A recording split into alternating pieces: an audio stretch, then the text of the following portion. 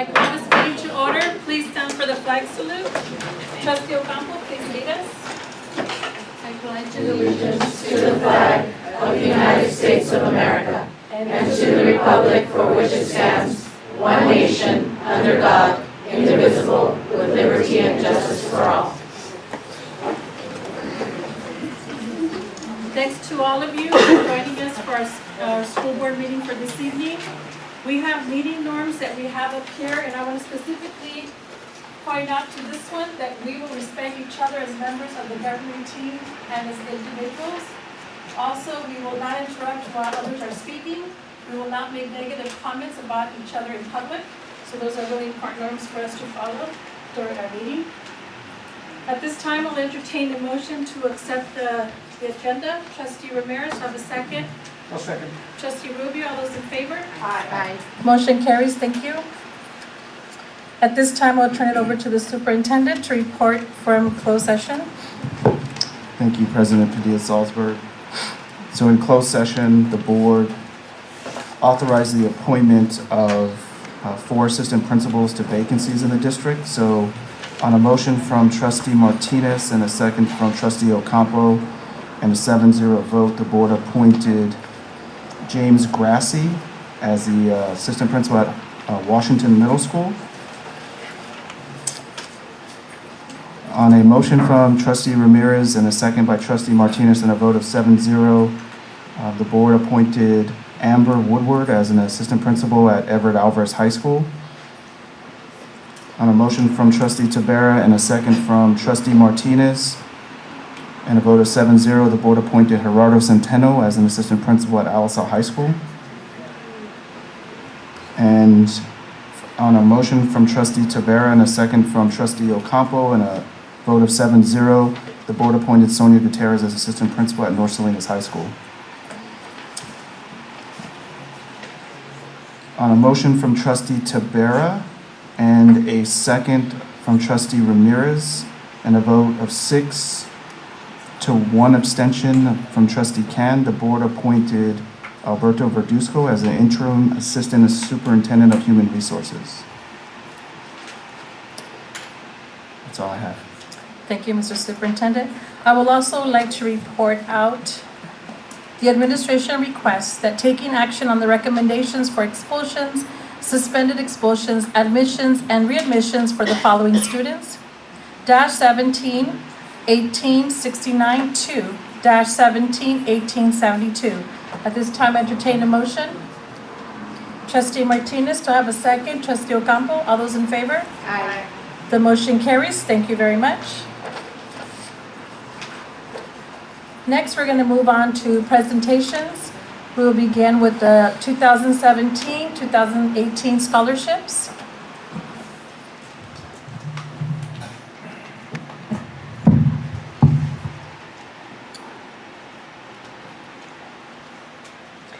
Good evening, Madam President, members of the board. It is my pleasure tonight to report on our final numbers for the class of 2018 scholarships. So one of the board goals is to increase the percentage of graduates who plan to continue their education after high school. And with that, we hope that they have the financial resources to do so. So we'll begin with a review of the performance target is there. But I'd like to start with Alisal High School to take a look at the trajectory. We began this in 2006-07 in terms of tracking. At the time, I remember I was an assistant principal and the goal was to always double every year. And Alisal High School started with $254,000, and this year, students at Alisal High School earned nearly $10 million in scholarships.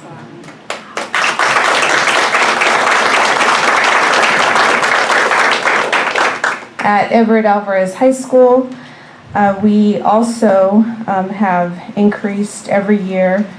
And I have to say this is a little, you'll see in a little bit why the big jump from $6 million to $10 million at Everett Alvarez High School. So Alvarez over $10 million. And if we move to North Salinas High School, North Salinas High School had the largest graduating class this year, and they maintained at a little bit over 5 million. They do have the smallest graduating class, however, this was the largest in the last 4 years. So kudos to them.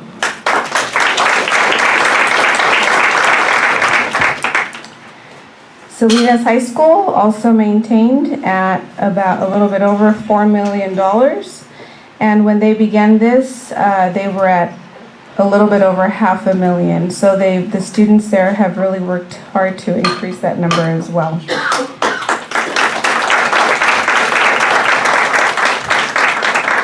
Mount Toro High School, it's really impressive. Our students started, if you look back in 2006-07, 3,500, and this last year was 102,000. So congratulations to Mount Toro. So the grand total for the 2018-19 school year. Oh, El Puente. Oops, my slides are not right in front of me. So El Puente also. So last year the number was really high. They had 2 students who went to a private school and received scholarships. That's why you see the dip there. However, it's still a success as there were students who received scholarship money and grants at El Puente.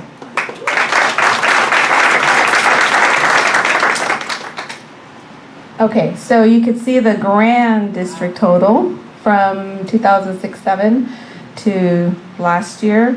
And it is incredible that we're at over $30 million worth of scholarships.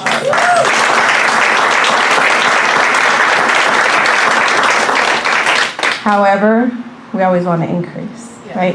So our goal for next year is 35 million. So I want to highlight a few students from various schools, and this is why Everett Alvarez had such a large jump. There was one particular student, Angela Gomez, who was accepted and awarded various scholarships at various universities. And this is just, there's a continuation. She had 2 whole slides just for her. So congratulations to Angela for all of her hard work and dedication. Where she end up going? She's, I believe, going to Stanford University. Yeah.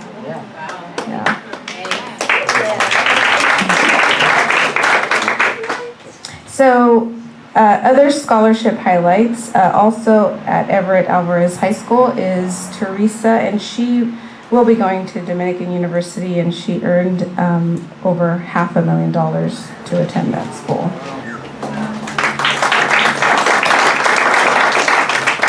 Citlali Montserrat Mariscal will be attending UC Davis, and almost nearly $500,000 she earned in scholarships. Israel Jimenez, also from Everett Alvarez High School, will be attending CSU Chico, and you can see the amount he received there. And at North Salinas High School, LSL High School, and again at Everett Alvarez High School, you can see some of our other big winners. So congratulations to Ivan, Liliana, and Sara.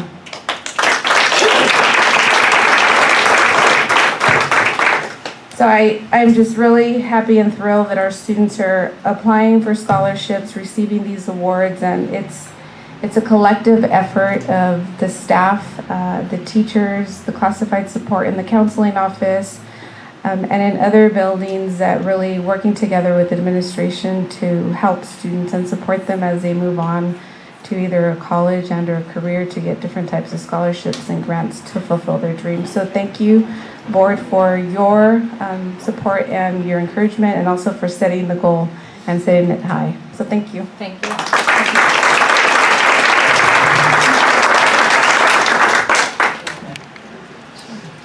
I'd just like to make a small comment, Dr. Baltazar. This is a wonderful presentation, very positive things in our community. But hopefully next year, we can invite those students to become on board. So we can ask questions, what were their motivation, how they can get so far, and we can share the rest of that information with our rest of the students on campus. Thank you. Thank you, Trustee Ocampo. Next, we're moving on to the presentation, Rancho San Juan High School branding logos.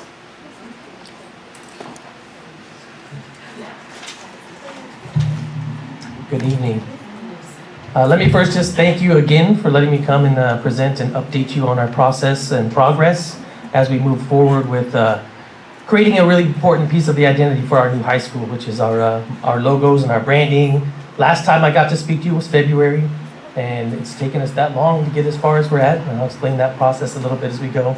I won't walk us page by page through this brand guide tonight. My primary goal is that we understand the purpose of the brand guide. It's kind of a cool thing when we look at school branding, and we know that's something in education and everywhere, the idea of branding and really creating an identity around your organization. So that's part of what this brand guide is about. Also want to make sure that we understand that this, again, was a process like hopefully everything at Rancho San Juan High School that involved a lot of collaboration with stakeholders, and that's parents and teachers and students, all that were garnered feedback from in various ways in the process and throughout each step of this. This is another first in my career. I never thought I'd be arguing about fonts and borders and thickness and colors and hanging J's versus a cross at the top of the J, but here I am presenting the results of those conversations to you tonight. So jumping right in, I think what I'd like to do is to walk you through quickly some of the first pages of this brand guide. I talked in February that we'd be working with a company called VIP Branding, and we vetted that out with the school planning team of teachers that I have that are helping me work on Rancho San Juan. They gave us a presentation, and really we liked what they had to say. And they produced this brand guide for us tonight based on our feedback and a long process that's centered around an online platform where we made comments and saw the artist custom drawing everything that you see here. So what we have here on the first page is just sort of the introductory letter from the company, and followed by a table of contents for those who use this guide. Now, the purpose of the guide, of course, is this is the PDF you have will be released in document form. Will be at the site. Our activities director has it. A club wants to make T-shirts or make any kind of hats, whatever they want to do. They'll vet it out using this brand guide and selecting from the marks. So what you will see across the board is consistency, right? The brands will look the same. The fonts will look the same. The logos will look the same. Everything will be connected. Some of this page includes a conversation that's ever important in this day and age, and that is the legal stuff, right? This is copyrighted artwork and protected. It belongs to our school. We own the art files, by the way, which we get, and I'll have on a flash drive, also online. We can manipulate, change the colors, do what we want to do with them. They belong to us. So that's a cool thing. Some explanation of the different types of marks. So we have the primary logos, the mascot. There's also word marks, and then of our art interlinks or the initials. So it gives you a brief description, but also tells you how they'll be used. So if you are a club and you're like, well, I want to get a nice polo with an embroidery, what's the best logo to use? There's some description right there of how you would approach that. And again, you would choose from your choices there, so it's all consistent. Here's where I'll stop and take a few minutes to talk about process. And as I said, it was February that I last updated you in all of this. And it's took till about May to get these 10 logos designed here. And as I said, that's going back and forth with the parents that helped me. And I selected a teacher from the planning team who had some background in cheer coaching. She was my school spirit specialist because I needed that voice on my team. And she helped us out kind of choosing and making choices. I also used the 13 members of my team to take these things back and show them to your students and poll them, bring back the results and let me know what do you think, as well as soliciting those 13 teachers' opinions as well. The process of branding that we use started with selecting a mascot, and those are the two real rough drafts I presented to you in February, two real rough versions of a couple of directions. Those were based entirely on the students' ideas, the initial ideas. They wanted a horse, and they wanted some flames, because it's trailblazers, and they wanted some kind of rider, some sort of person incorporated, right? Because a trailblazer, by definition, is a person, an innovator, an explorer, you know. So we tried to emulate that. We know what inspired the idea was San Juan Bautista de Anza, so we see what we can do to play off that image as well, and go back and look at that. I'm putting this slide up here. It's not in your packet, but I wanted to kind of make the mascots a little bigger up here, and so we can talk about it a little bit. That's where we started. And initially, I took the two ideas that I presented in February, all the feedback that I wrote down that you all gave me, which, as always, was very useful, and I took it back to the team, and I said, you know, there's here's what was said, there's concerns and ideas and things that were presented about both mascots and the colors. This is the direction, ultimately, that the feedback we got led us in that direction. From the kids, from the teachers who participated, and from the parents, some of which really wanted to eliminate the horse altogether and just stick with a person, because there was a feeling that horses are saturated as mascots, around here. We have 3 Mustangs and Broncos and so forth. So we started over here, and I did hear some of the comments about the eyes being menacing in that one, and the idea of it coming out of the shadow. So we tried to work with that and see what we can shift. As we moved over to this, we made the eyes a little bit larger. We've had the flames wrap around, so it's not like it's coming out of shadows, but the fire is more incorporated, it's coming out of there. We kept with the fire-breathing horse concept, thought it was a little wacky, a little fun. So as we moved over to this one, we also altered the hat, because this was kind of cowboyish. We looked at the pictures of the statue of San Juan Bautista Anza, the round top with the flat brim, and incorporated that so it matched. I put UCSB's mascot up there because originally when I was charged with this idea, we want to incorporate a person. What we don't want is a boy or a girl or any specific ethnicity. We want an inclusive mascot, one that can represent anyone. Any of our kids could be under that hat. And the concept is the brim of that hat shades the face, so they could be anyone, right? Open, inclusive, all of our kids can relate to it. They're the trailblazers, and that's their horse. And that's the story behind that mascot idea, which is why, for me, it was such a positive thing, that direction that we took. And it still has enough fierceness that you can look at it and call it a mascot, right? But the idea, the only way we got there was finding this gaucho idea, which was one of the original mascot ideas for UC Santa Barbara, where they had just the face with the eyes, right? And there's no definition of what's under that hat. And that's the concept here, that's the idea. So it's inclusive. It's we tried to take, the orange with the sinister eyes, and that one was a little rough, so we lightened it, cartooned it up a little bit. We took the mark and to compromise with having the horse, not having the horse, put that trailblazer on top of two of the logos and the marks on the previous page, and we'll go back there real quick. So that you can see the primary logo is that one at the top. Once you settled on the mascot, the rest of the process, all of these marks are custom designed around that mascot. So having it rounded at the top, worked with that shield-shaped mascot in the middle. All of those things were choices that were made there. We also have one in the straight line, so there's 2 word marks. Plenty of choices to choose from here. We can drop the banners at the bottom if necessary. The athletic mark there where it says athletics, that banner is meant to be interchanged with anything. So it could be Trailblazers football, Trailblazers track and field, so on and so forth. So continuing through this, again, you have the approved logo, so it explains to the folks that you can change the banner for the athletic logos. We have some looks that discuss borders. So it even goes into as much detail as to explain you can have an orange border, you can have a black border, but you can't have this color border. And those are some of the rules that are set out here in the brand guide. The ever important what are the colors page. This is the first thing in branding that gets lost, right? Is it gold? Is it yellow? Is it maroon? Is it red brick? So the colors and the Pantones are in the brand guide for all to see. We went with a dark gray and a white for the secondary colors. The dark gray is called anthracite, so kind of set well with the rest of the project. Then, of course, what you can put them on. So you see the logo on some different t-shirt colors and setting it out that it has to be on a neutral color t-shirt. So it's kind of boring, but we don't want hot pink with the logo or some kind of tie-dye unless it's approved. Anything can be approved and changed. Okay. The one color logo will look, this was important to me because there's a lot of colors in the original logo, so how it looked with just one color. And I thought that came out pretty nice as well. So they give us the one color looks, and you can do that in orange or in maroon for the school colors. And there's another view, shows you that you can't, what to leave light, what to leave dark, what to leave dark and make light, so that contrast slide. Another important piece, like I said, that I never pictured myself having long discussions about was fonts. So this tells you what the appropriate fonts is on this slide. So there's 2 fonts selected for the branding. And then, of course, some advertisement stuff, and we're done.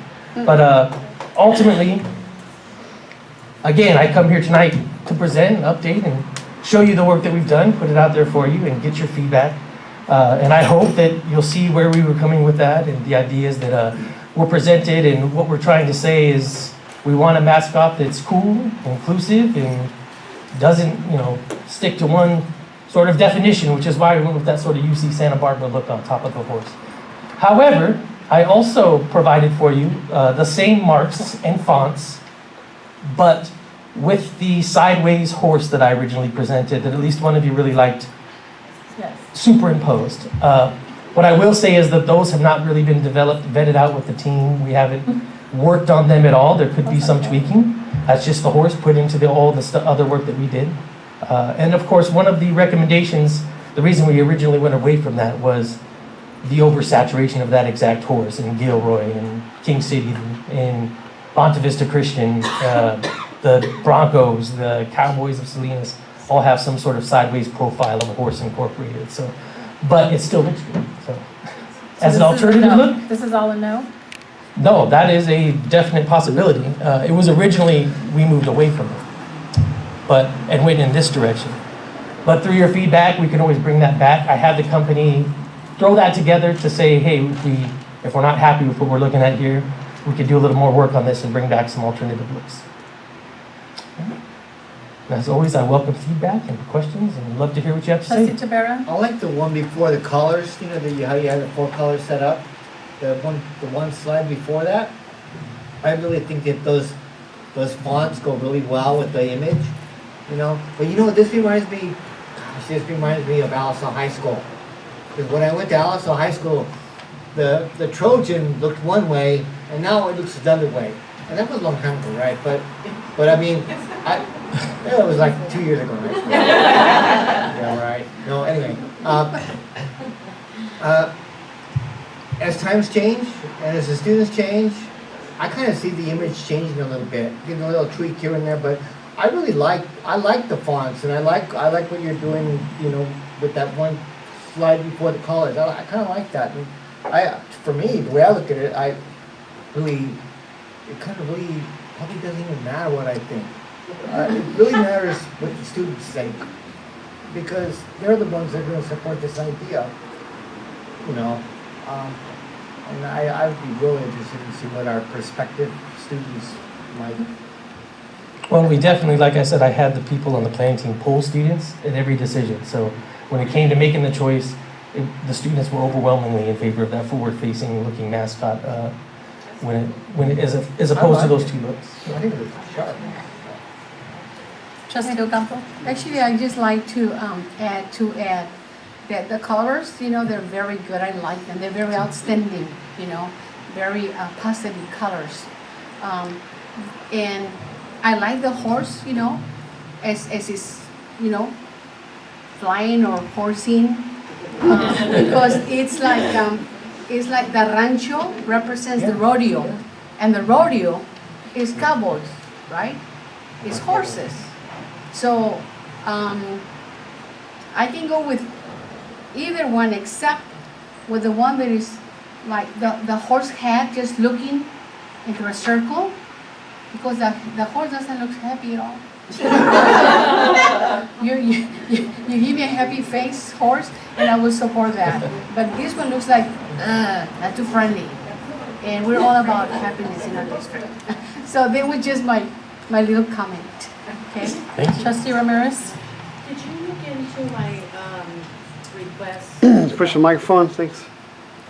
Did you look into the availability of last time of the colors and being that the students can get them at Michael's or Walmart or wherever they shop? Yeah, and I really appreciate that comment because it's not something I had thought of before. So I did a little shopping on the side. Another thing to check off that I didn't think I'd have to do this list, but I found that in general, the orange and maroon were colors you can find fairly frequently. The only challenge I had was with the maroon and what people consider maroon. It doesn't always look exactly the same. But the question that I asked was specifically that they want the color, like there is a certain name of the color for North High. Yes. And Ms. Narayan was like really on it, and the kids were trained that it had to be that, it just couldn't be any color blue. Absolutely. It had to be that color blue. And so orange is not just orange. And So in this case, when the leadership kids and whatnot are doing their thing in the school, will they be able to find something very, very close to that orange? Because I think that orange is going to be harder to find than the maroon. Yeah, and that is a good point, because we didn't go with Tennessee orange, and we didn't go with these burnt orange or these other oranges. We kept with the standard Pantone. I mean, from my own looking on my phone and comparing colors, the Pantones don't show up when you go to a Michael's or something like that. In other applications, t-shirts and things like that, the Pantone will get you the exact color, so that's in the branding guide. But you're right, and that was the challenge I used. But I did take the phone and I looked. Again, it's difficult to always find the exact orange, but I thought that it was pretty good as far as what I could track down and what matched, at least how it looked on my phone. And okay, yeah, that would work. That's the orange. I had a little more trouble with the maroon actually than the orange, because our maroon looked a little purplish, the Pantone they chose, and I was finding a lot of more, like, it said maroon, but it looked more like a red brick. And so out of the two, that's what I had a little more trouble with. And my support would be behind what the kids want. Thank you. Trustee Martinez? I just wanted to say thank you for all your hard work, because we've all learned along the lines of how to brand and opening a new school. This is the first time for me. Some other trustees might have been here for Alvarez, but for me, it's my first go round. So I appreciate all the hard work and the committees and the teams that you've put together to do this. I think the colors are bright and strong, and I think it's very much representative of the community that the school's built in. I would, like Trustee Ocampo, would just like to see just a happier horse. Something, you know, if I'm taking a child with me and I see the mascot, they'll probably start crying because it looks so scary. So maybe something a little bit more happier, maybe not so much teeth. I don't know. That's just my opinion. But thank you for all the effort. Thank you. And then I make them spidey. There you go. Trustee Ken?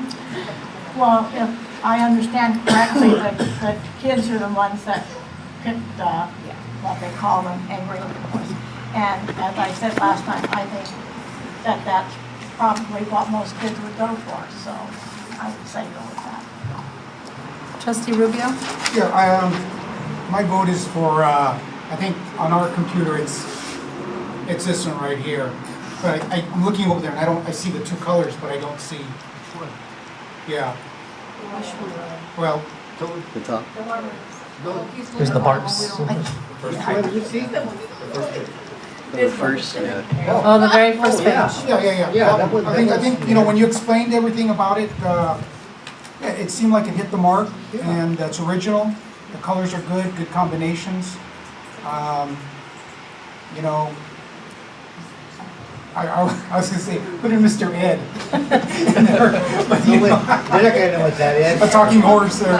Yeah, for some older people, I got they'll the know. But no, I'm happy with it. I'm happy, and thank you for all the work that was put into this, because you know, from what you started to what to this, it looks good. Thank you. I would wear that on a shirt. Nice good embroidery shirt. That's Yeah, what I wanted. I would wear that. Yeah, that would be nice. I also appreciate all the work that the committee has done.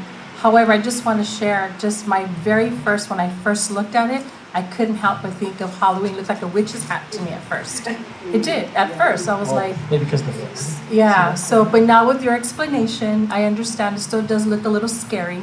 We still want something happier. So, but that's just my comment. But anyway, thank you again. Thank you for your presentation. We really appreciate it. And the Superintendent will also like to address you. No, actually, I'm going to address the board, Okay. but you can stay there. So we're ready to move forward with, I wanted Mr. Hinton to come and put this back before the board, because we're going to put the timeline together to start doing some parent meetings, and buying cloth is a piece of this, and starting to get the PR and branding piece out there. So if we're good with that logo and the branding concept, then it's not an action item. By consensus, it sounds like you're good. So then Anthony and I can start, Mr. Hinton and I can start working together on the next part of this PR. And we're talking about in the fall, when school gets back in session, starting to have parent meetings with Santa Rita parents and parents that we have at our schools that will be attending, and using the branding and the logos and cloth to start generating that excitement. So sounds like we're all good to go. Very good. I appreciate it. Yes. Sounds good. Thanks, Mr. Hinton. Thank you so much. Thank you so much.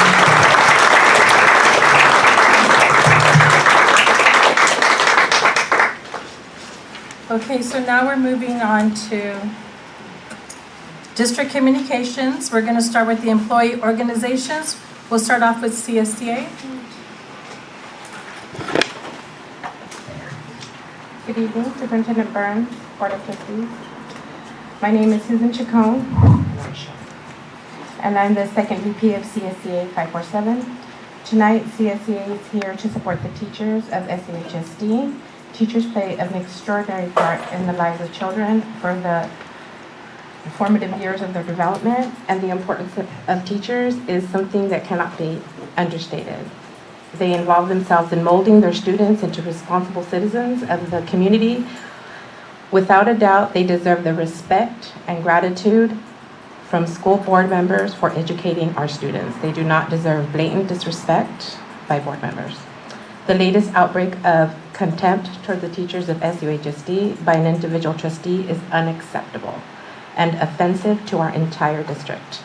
It is your responsibility to let the community know that you do not support such behavior. CSEA is here to support teachers by asking the board to vote yes on the censor. Your vote of yes says that you do not agree with such disrespectful conduct. Your vote of no means that you condone it. It was not too long ago that CSEA leadership was the victim of social media bullying by the same trustee that is now claiming she's the victim. CSEA headquarters wrote the superintendent a letter in reference to the trustee's interference with CSEA business. She received a copy of the letter and clearly stated for her to stay out of CSEA business. What did she do? The very next day on social media, she mocked the letter. By doing so, she disrespected the entire unit by making fun of the content of the letter on social media. We, the classified staff, are also a very integral part of student learning and deserve the same respect that this particular trustee is demanding. We cannot have double standards. You cannot say, I can be a bully, but nobody can bully me. It does not work that way. CSEA strongly encourages a yes vote to the censure. CSEA will not support any candidate for re-election that does not support the censure. We believe that it is your responsibility to tell the students that we serve that this sort of conduct is not acceptable to you. We stand by SVFT as the brothers and sisters they are to CSEA. Thank you.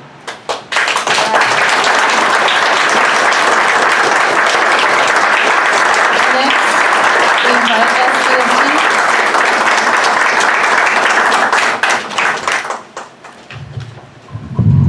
Ladies and gentlemen of the board, district administration, good evening. First, I want to thank the board and the administration for allowing the Federation to continue our negotiated salary formula language unabated. The coming raise to our salary and benefits will aid our members with the financial struggles of living in a very expensive region, and will aid us as a district in attracting and retaining more teachers during a teacher shortage.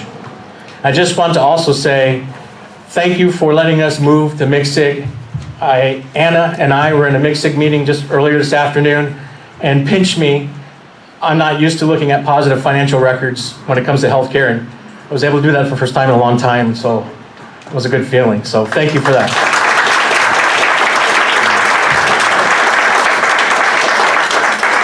Regarding the censure of a board member tonight, the resolution is well written and simply addresses the behaviors exhibited during public meetings of the board. Nothing more, nothing less. The censure resolution is clear as it describes the inappropriate conduct, explains the rules that were broken, and gives a consequence, which in this case directs the board member to cease engaging in the inappropriate behavior. This is precisely how we discipline both staff and students when we need to, whenever a behavior that is inappropriate is exhibited. Please take note of the following.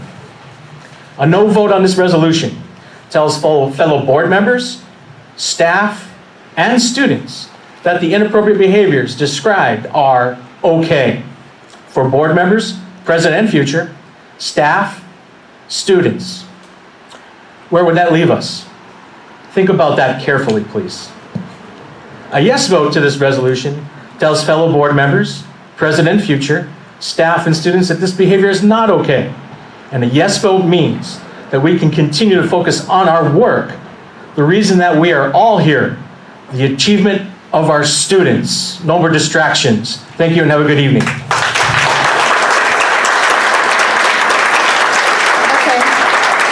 Next, I'm moving on to board member reports.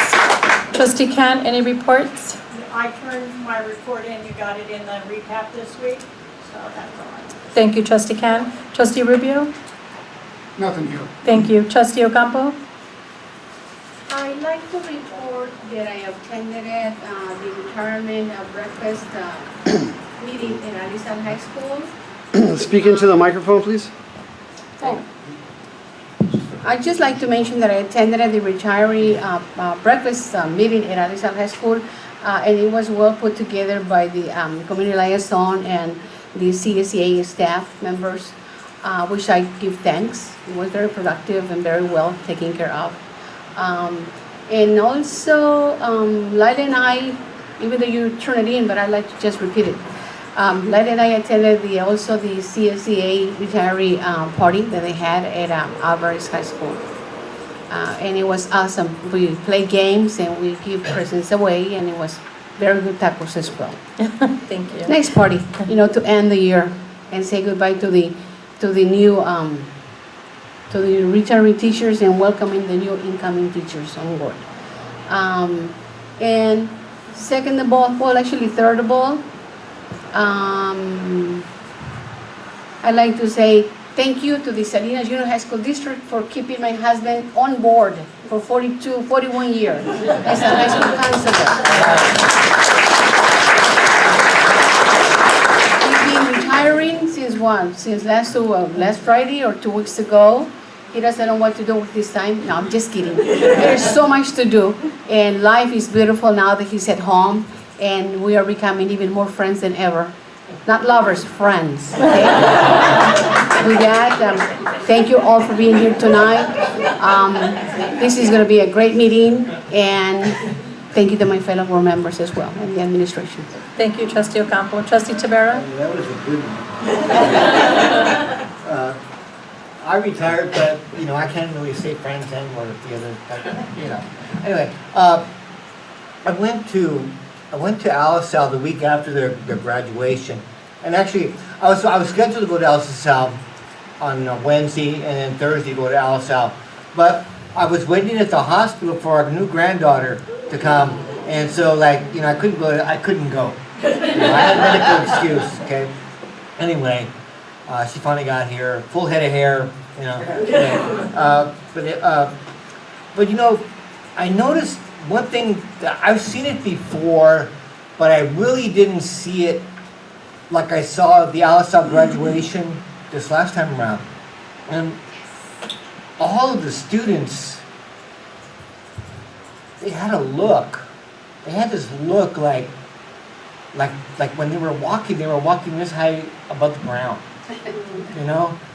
And at the end, when the students were leaving, there was a banda playing. It was, I would say a word, but I can't. But it made you feel really, really good. And it made you feel like everybody that was in that area were family. It was really cool.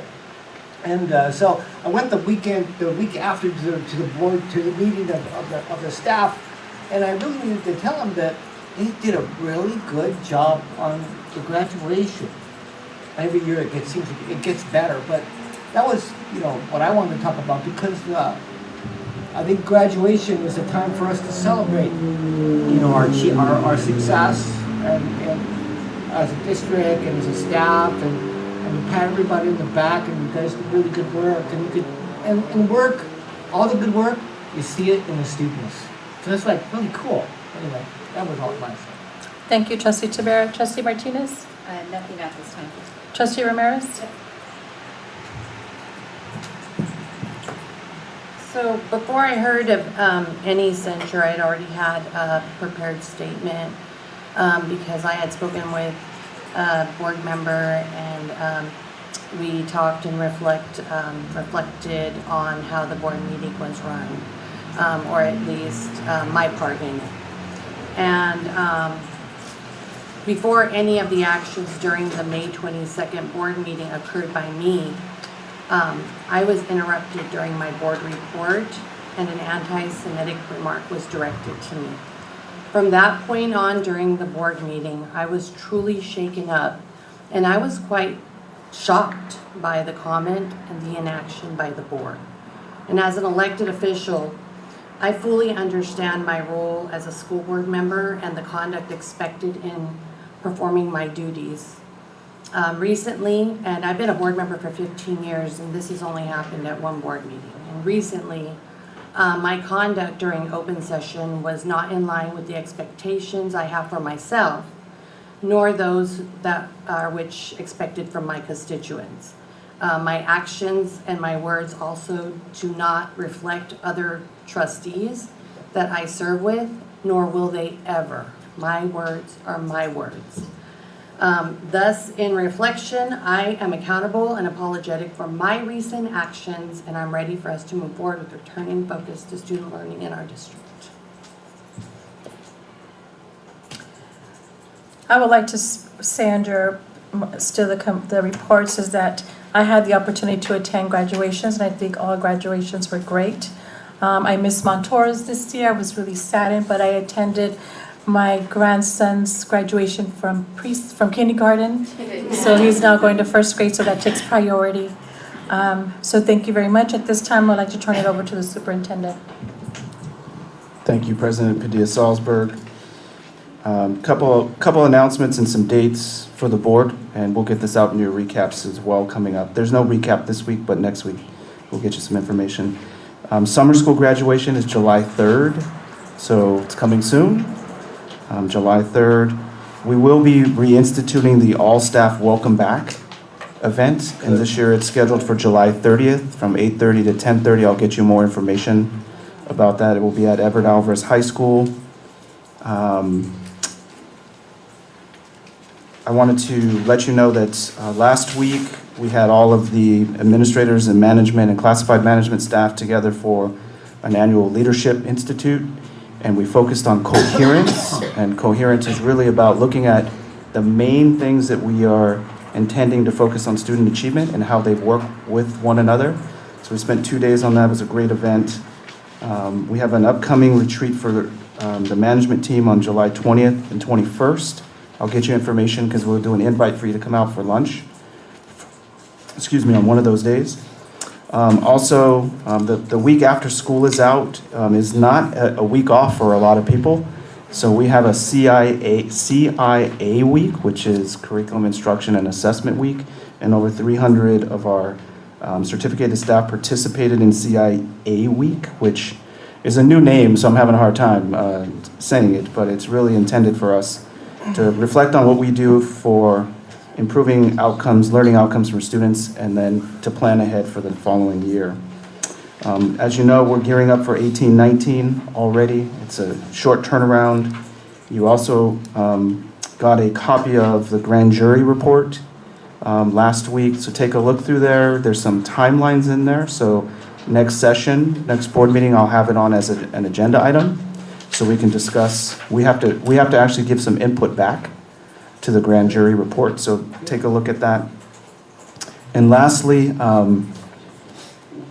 when the meeting ends tonight, I'm on vacation for a week. So, Don't call. so call Beatrice. She's always in charge. But Blanca will be here for a few days. Anna will be here as well.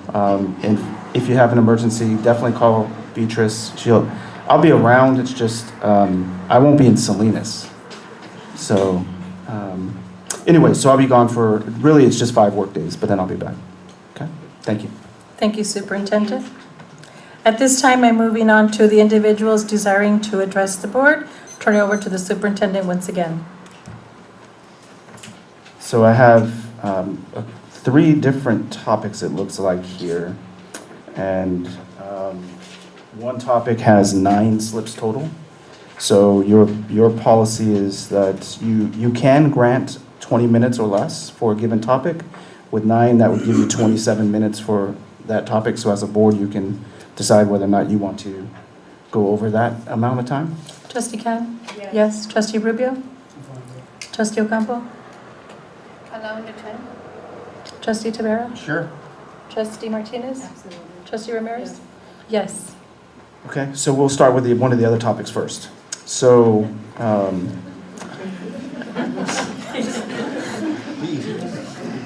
Real quick. Madam President, if Yes. you could just make sure that things are just kept civil. Absolutely. That's it. Okay, Absolutely. Thank you. Thank you, that's all.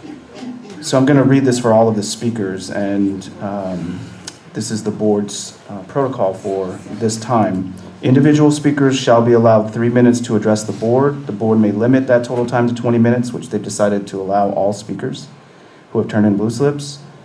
The president may also take a poll of all of the slips and decide whether or not you reduce time to one topic, which we're not. And we want them to be civil comments tonight. So we'll start with Wes White, and the topic is RV ban ordinance for the city council meeting. Yes. Give me a second. Hi, my name's Wes White. I'm a Salinas resident. Also president of Salinas Homeless Union. Lately, they put out a thing for an RV ban. This last city council meeting, basically anything that's over 7 feet tall or 20 feet long, even if you own it and it's in front of your house, is still illegal. And it's basically targeting the affordable housing that already is and putting people in a worse situation. There was a lot of public comment at the city council meeting, and I have a YouTube channel, John Doe 13K, and I could email that to you as well. I probably try to get your clerk's info. Next Monday, there is a community meeting to discuss the second reading of the ordinance at City Hall, 6 to 7:30. So I'll just read it. Councilmember Tony Barrera and community enthusiast Wes White would like to input and feedback into what would make better and best practices regarding establishing a rule that will not inflict undue harm. In this case, whether or not there should be a new rule prohibiting all oversized vehicles over 20 feet in length or 7 feet in height within Salinas city limits on public roadways or spaces, and why or not. This will be a positive and civil meeting looking for solutions to the visibility, human, and actual environmental issues. So that kind of input hopefully will be incorporated into the city council meeting, and then the next night there is on the agenda or at least that's scheduled. You won't see it until the next Thursday. But it is coming up, and it will be kind of a death blow for homeless in general, because I mean we're destroying all these ladders, but we're creating all these chutes, and we're spending a lot of contract money to make it happen. I mean the police are getting paid, the landscaping is getting paid, the tow trucks company getting paid, and human suffering is what's paying for it. And all we're doing is just denigrating people, gentrifying. We need a positive approach to this, so I'm really hoping that people will come. Thank you. Yeah, Monday 6 to 7:30. Thank you.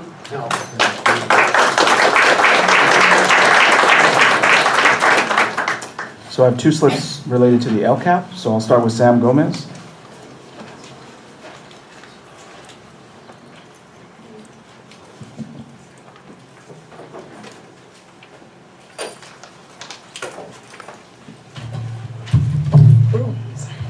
Good evening. Thank you for allowing me the opportunity to speak to you today.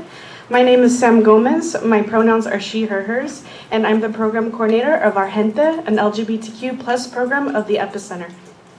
I wanted to speak to you today regarding the LCAP and the new improvements for in regards to the LGBTQ plus community, and also including in their trainings for school staff, and also increasing mental health services. I was born and raised in Salinas Valley, and I know firsthand the negative impact from family rejection and bullying in schools, and being outed and being discriminated against because of my sexual orientation. And I know how that negative impact can turn into depression, anxiety, and also self-harm. And so I'm here to say, thank you for including that in the LCAP. I want to thank you for thinking of our community and for listening to us, because as an LGBTQ plus collaborative member, we strive for having more inclusive curriculum for LGBTQ plus folks to be able to read in books and see themselves, and to be able to have healthy and safe and reliable information, and not getting it from somewhere else that's not healthy or not reliable. So I just wanted to say thank you, and I hope you continue to support our LGBTQ plus community as well as our foster youth as well. Thank you. Thank you.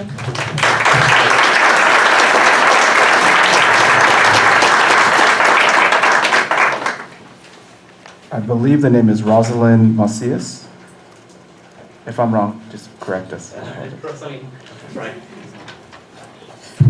Well, first of all, I'd like to thank and good evening for the board members and administration. My name is Rosalind Macias, and I go by the pronouns she and her or ella. I work for California Rural Legal Assistance, CRLA, and my title there is the LGBT Community Worker Program. I'm the leader of Conexiones, a group of LGBTQ, mostly trans women, and I just wanted to talk about a little bit of my story and regarding the LCAP. When I was young, I never had that program. Never heard of any kind of a resource or help that we had until now. That I have my nieces, and they worry me of what they're going through. I mean, I went through more stuff, bullying, counseling, not understanding, and I'm glad and happy that you guys are supporting the LCAP. And I mean, it's pretty tough and rough. I mean, you go through a lot of thinking of like thoughts of suicide, and your parents don't understand. And I wish they could do more for like the counselings, get to know your peers, and give some counseling for parents to understand their child. And I'm just thankful for you and your support. And thank you. Thank you. Thank you.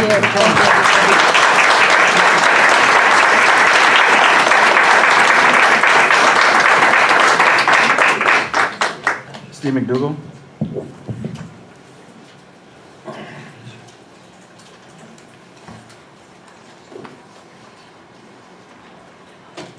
Ladies and gentlemen of the board, good evening. I'm here as an individual at the moment, but at the May 22nd school board meeting, I and dozens of members and also members of CSEA were present, probably 30 of us, and there was an audio recording. And one thing's for certain, without a doubt, that Sunil Patel did not, emphatically, absolutely did not utter what he's being accused of by one of the board members. Period. The audio verifies it. I have it. I have witnesses, some of which are here behind me, and will vouch. He did not say that. What he in fact did say was, "We are not Hitler." And when called out by a board member, he repeated it. So I'm here to let you know that's not true. Do not be gaslighted, if you know what that means. Do not be gaslighted. Not true. I stand behind him. I have his back. And when we get back from summer, I'm sure the Federation Executive Board will too. Thank you.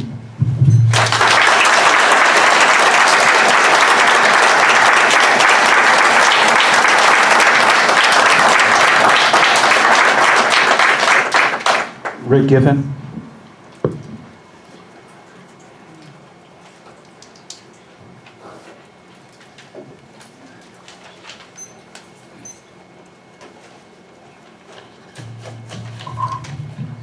Good evening, distinguished school board members, Superintendent Burns, fellow residents of Salinas, and Mrs. Ramirez. It's a pleasure to speak before you tonight. The actions you are going to take tonight to censor board member Catherine Ramirez, was far too long in coming. She has, throughout her career as a board member and a resident of our community, engaged in bullying, intimidating, manipulating behavior. I was able to sit here at a meeting and watch and hear what she had to say to the teachers' union when they were on the agenda. Not very polite, very little leadership. You can't change the spot on the leopard. You can apologize, but you've been doing it all your life. She has constantly lied to deflect any type of personal responsibility for her actions, which are disgusting for a public elected official to engage in. Ms. Ramirez lacks of any type of meaningful character, brings no value to our community, nor this school board. Mrs. Ramirez's behavior is not transitory in the least. This is a continued pattern of unacceptable behavior that is reminiscent of Meredith Ibarra, the currently sitting and also a former LSL board member that was recalled, and Jose Castaneda, who is currently sitting in Kern County State Prison. Many in this room know this has been ongoing for many years. But instead of dealing with the bully, Ms. Ramirez people look the other way. But now, since the bullying and inappropriate language have reached more employees, here the board stands to deal with Mrs. Ramirez's behavior through a public censor. When people show who they are, believe them the first time, I think this is Ramirez's 50-plus time. Mrs. Ramirez is attempting to besmirch the reputation of one of our local political leaders, Neil Patel. Mr. Patel's reputation, conduct, character, and ethics are exemplary. His demeanor unmatched. The accusation by Mrs. Ramirez that Mr. Patel yelled "Heil Hitler" at her in your last meeting is utterly absurd. I have listened to the audio recording of teachers chanting, "Teachers are not Hitler." Sir, your 3 minutes are up. I would request a little more. This is very important. I'm sorry, sir, we have many speakers. We already extended the time. Thank you. Thank you so much.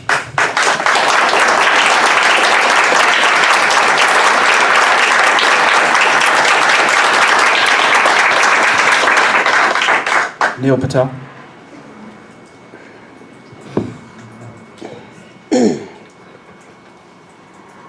I just want to make a reminder that this meeting is our meeting, and I want nobody of us here talking to each other, putting us down while we're talking, and we'll do the same for you. Thank you. And again, it's 3 minutes. Thank you. Thank you, Mr. President. Thank you all board members for listening, as you always do. Thank you for all the hard work that you do. Thank you for protecting the children. Thank you for showing the right way to live lives as mentors. My life has been a living hell for the last 2 weeks. An accusation by this board member, of this school district, accusing me of saying something vile. And yet every teacher, every classified staff at the meeting knows it wasn't said. Even these board members know it wasn't said. I have dedicated my life to this district for 20 years. How many times, Mr. Burns, have I risked my life in preventing fights and got in the middle and then brought them to your office? How many times? I have served this district for 2 decades. I work with students. I take them out on various groups. I teach them right from wrong. I mentor. I've worked on some of your re-election campaigns because I believe in you. I love you because of the dedication you have. And yet, because of a false allegation, because a board member, rather than accepting blame for associating the word Hitler and teachers together, she chose to deflect and accuse a teacher of saying those vile words when the audio proves it's not true, when I have teachers here and classified staff that know it's not true. They were there. And this board member continues to harass me and put stuff on the internet. This is the district speaking. She is a board member. I have been harassed. I have been through the gutter. For what? For dedicating my life to serve this city? I work with the students to build Tatum's Garden. I work to feed the homeless in Salinas, Monterey County Food Bank. I work on weekends and dedicate my weekends to my students. And to sit here as an employee of this district and to have a board member, my superior, say such vile things, and not a single person from this district contacted me. Not a single one. I find it disgusting and reprehensible what you have done by making false accusations. It's unacceptable. This is 2018. The fact that a person does wrong and doesn't accept responsibility, and rather than saying I'm sorry, they choose to blame others for their wrongs. We cannot live in this society this way. I thank the board members who were there, Ms. Martinez and Mr. Tavera, who walked out. Thank you.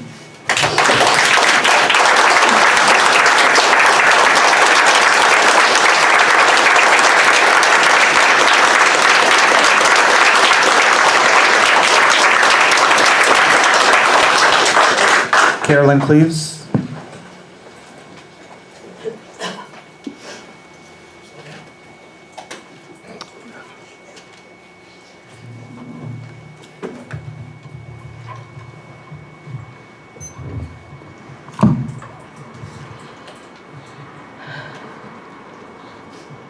Good evening, Superintendent, Associate Superintendent, board members, my fellow colleagues, and guests. My name is Carolyn Cleaves, and I am currently a health educator at LSL High. I have been in attendance for the past several board meetings, sitting silently. I've received the email, read a recent blog, and watched the evening and today's news. I have a huge issue that's not being addressed regarding Trustee Ramirez's behavior. It's not new. Over a year ago, I was visited at the end of the day in my classroom, being told that Trustee Ramirez wanted to visit with an SVFT site rep. My classroom just happens to be the closest to the office. As soon as Trustee Ramirez arrived, the dialogue quickly started with her frustration over I on the board. It then went on to the SVFT officers. It continued with the current president at the time, Katie Bassler. I personally felt intimidated. I was very guarded in my responses back to Trustee Ramirez at that time. Later, within a few months, one of my colleagues was also visited at the end of the day. At that time, Trustee Ramirez wanted to vent, as in her words, she shared, the astronomical salary that we as teachers were getting, as we were still in negotiations for our contract. She then shared this information via social media. As a health educator, I am tasked with many educational duties, and one of them is to make sure that my students reach mastery in California education standards in this very textbook that is adopted by the board. In Chapter 6, in building healthy peers relationships, starting on page 169. I know, I'm sorry. I know. You need to end. I'm so I sorry. will. I teach my students to find their voice. I have found my voice. I ask you, as your board members, as superintendent, please find your voice. Thank you. For elected official. Thank you.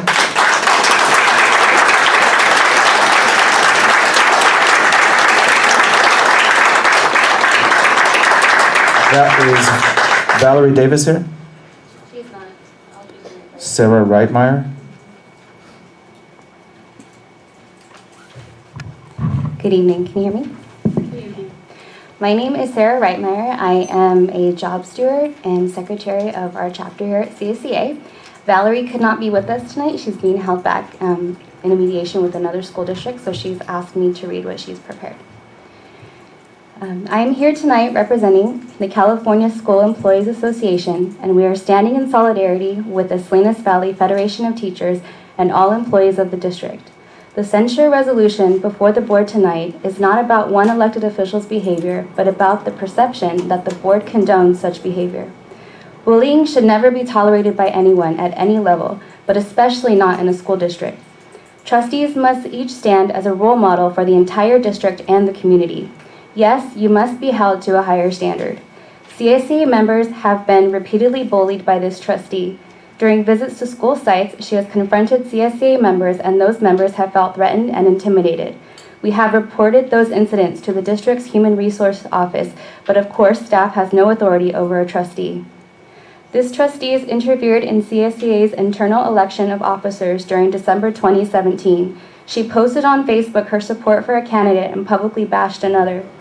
CSEA's legal department put the district on notice that her actions constituted interference according to the Public Employee Relations Board. Again, staff has no authority over a trustee. So tonight, we are looking to each of you trustees for acknowledgement that bullying will not be tolerated by anyone associated with this district.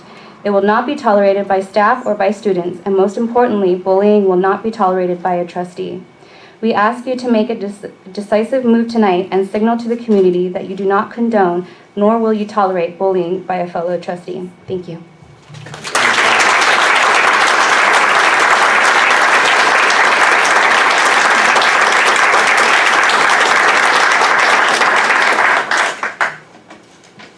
Ron Cheshire?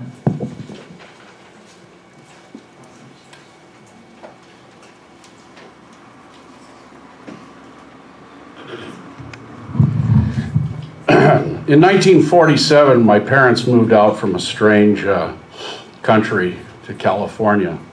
They came from Texas. And I just spent 5 days down there chasing through old cemeteries and such. I just wanted to report to the board this evening that things over at the school project look like they're going well. I have had no derogatory reports in quite a while. We're working as hard as we can with the contractors to assure that all the manpower needs are met and that qualified help is there. But what I really want you to know is that we're working with the schools, the high schools. Next week, I'm going to be taking 2 students up to the Carpenter's Apprenticeship Training Center in Morgan Hill and hopefully getting them enrolled in a program. We're looking to do that more and more with the district, with the graduates of this district. And next year, we're hoping to put together a program over at LSL High School just for a day as just a construction fair. Job fairs are held frequently throughout the area, but we don't want to get into competition with the Jaws of Life and other things. We want the students that are interested in construction to basically focus on what construction has to offer at this time. So anyway, I'm going to leave you this evening. My 5 days, I'm all worn out. So Superintendent Burns, I'm going to warn you is don't go on vacation because everything piles up And you get all kinds of strange contacts while you're out, unless you leave your phone at home. So anyway, we hope to continue to work together with you, do as much as we can for the district and for the students within the district to create opportunities for them to be beneficial members of this community in the future. Thank you very much. Thank you.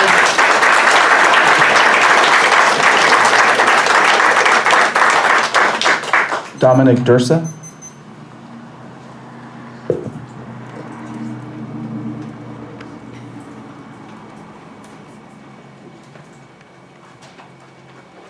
Good evening. My name is Dominic Dursa. I'm here today, first because I'm a friend of Mr. Patel over there, but secondly, because like Ron, I got a little story. You know, I grew up in this area, about 4 blocks that way, and when I left here, I didn't want to come back. See, I loved politics. I grew up in it. You know, I remember hanging out in Jesse Sanchez's office. You know, my mom was part of one SCAU, my dad was part of the other, and they had lovable wars throughout the 90s. And I got tired of it. I said, why am I going to get involved in this mess? See, I remember the fight for district elections, but more importantly, I remember the war that happened after. And I said, I'm never going to come back to this. Well, sooner or later, here I am, and I did come back. Because I had to, my mom got older. But the thing is, in case you haven't noticed, there's not many people who have. To be blunt, you guys are old. I'm getting old myself. The people who should have been getting involved, these days are what turn them off. Today's going to have no winners. Mr. Patel will never be able to let this go. Some people may forget about it, but Google's going to remind them. We all know what a great man he is, but these days leave us with no winners. At some point, we gotta learn to get along. But more importantly, at some point, we have to realize you could have put a camera in. How many times have we had to argue over this person said this, or this person said that, because everybody has their phone on and is worried about recording who said what? At some point, you just need to put a camera in, because this is how reputations get destroyed. This is how we're going to have the news here today talking about this situation and not the fact that a student just got $500,000 in scholarships. This is a time when we need to talk about teachers cannot afford housing. This is a time when we got to talk about students cannot learn because their house is too overcrowded. This is not when Felix Cortez needs to show up and say, who said sorry for this or sorry for that? You needed a camera. You knew you needed a camera. I don't care if it's a GoFundMe or Slip West $20, but at some point, and I do want to say this nice thing about Mr. Patel. 2 years ago, I ran for an assembly delegate spot to the State Democratic Party. And believe it or not, Mr. Patel, I offered the spot to him because I felt he was more worthy. But he said no. He said, we need younger people. That's the kind of man he is. He recognizes the need not only for older people to do good, but to find those younger, to encourage them, to motivate them, to put them in a position to succeed. Get a camera. Thank you, Dominic.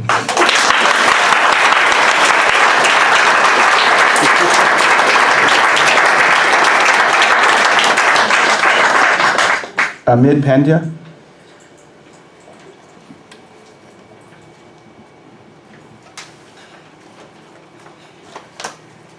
Good evening, President Padilla, fellow board members, fellow members of the community. My name is Amit Pandya. God gave us a gift of communication and speech after we were born. When we are in a leadership position, the things we do, words we say, and connotations attached to those words then become magnified. When you are a board member and you're dumping on a fellow teacher who is an employee of yours through nothing but lies and false accusations, this is not leadership. When you march into city council meetings rant and rave at a city councilwoman saying, the only reason you're up there is because I didn't run this time. So you better do what I ask you to do. That isn't open communication. That's bullying. When someone does not learn from their behavior and continues to exhibit this kind of behavior over and over and over again, that is a character flaw.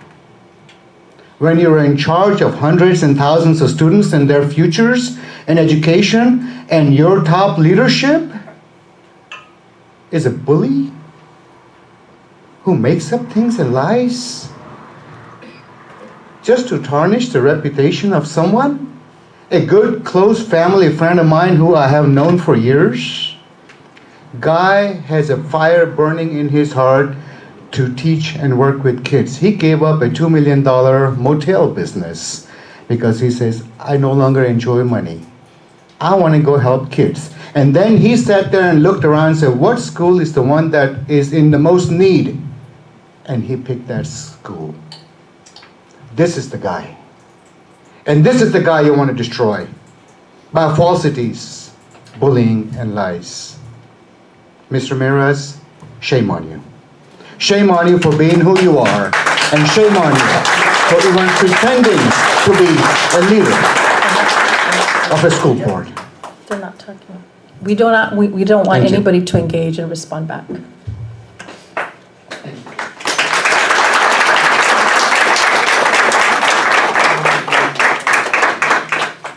B. Gonzalez Ramirez. Good evening, board members. My name is B. Gonzalez Ramirez. I am not a resident of this community. I'm a friend of some board members. I know some of you rather well, some of you just by name or reputation. But as a former board member who was up for censorship, I can tell you this is a freaking humiliating experience. And you all have had training through CSPA, through NALEO, through PICALEO. You guys know how to deal with conflict and conflict resolution, and shame on you for letting this far. I agree with that gentleman. There should have been a camera in here a long time ago. It should have been audio recorded and then verified whatever was said can be proved. Whether Mr. Patel said it or not, you would have the evidence. But shame on you for allowing it to get this big, this ugly. I sat here from 6:30 to 7 o'clock and I just listened to the talk and the conversation. You have polluted this room by not having active leadership. I love the way, Patty, that you pointed to the norms and you told everybody, pay attention to these rules. This is the way we're gonna operate. You should have been doing that from the very beginning because it is disgusting how this got this big. And where the truth lies, I don't know. But I'm a friend of all of yours and I see this. And I drove all the way from Hollister just to tell you, I'm disappointed. Shame on you. You guys can do better. I don't know how you're going to be able to mend the bridges that you have broken with the community. I don't know how, but you guys have a big task ahead of you. I ask you just one question. Think, what prompted you to run for office? What was that noble cause that you wanted to put forward? Think about that, and I ask you to carry yourself in that light for the rest of your term. And if you don't think you can do it, then don't run for re-election. Don't represent the community when you can't put your whole heart in it and do it effectively and keep the politics aside. Sometimes when you're on the board, there's disagreements, and we take them personal, we take them home, we put them on Facebook, they get put up on the news. We've got to be better leaders than that. I just say, just think about it. What motivated you to get involved in politics in the first place? Keep that in your heart, keep that in your mind, and try to strive for better, okay? Thank you.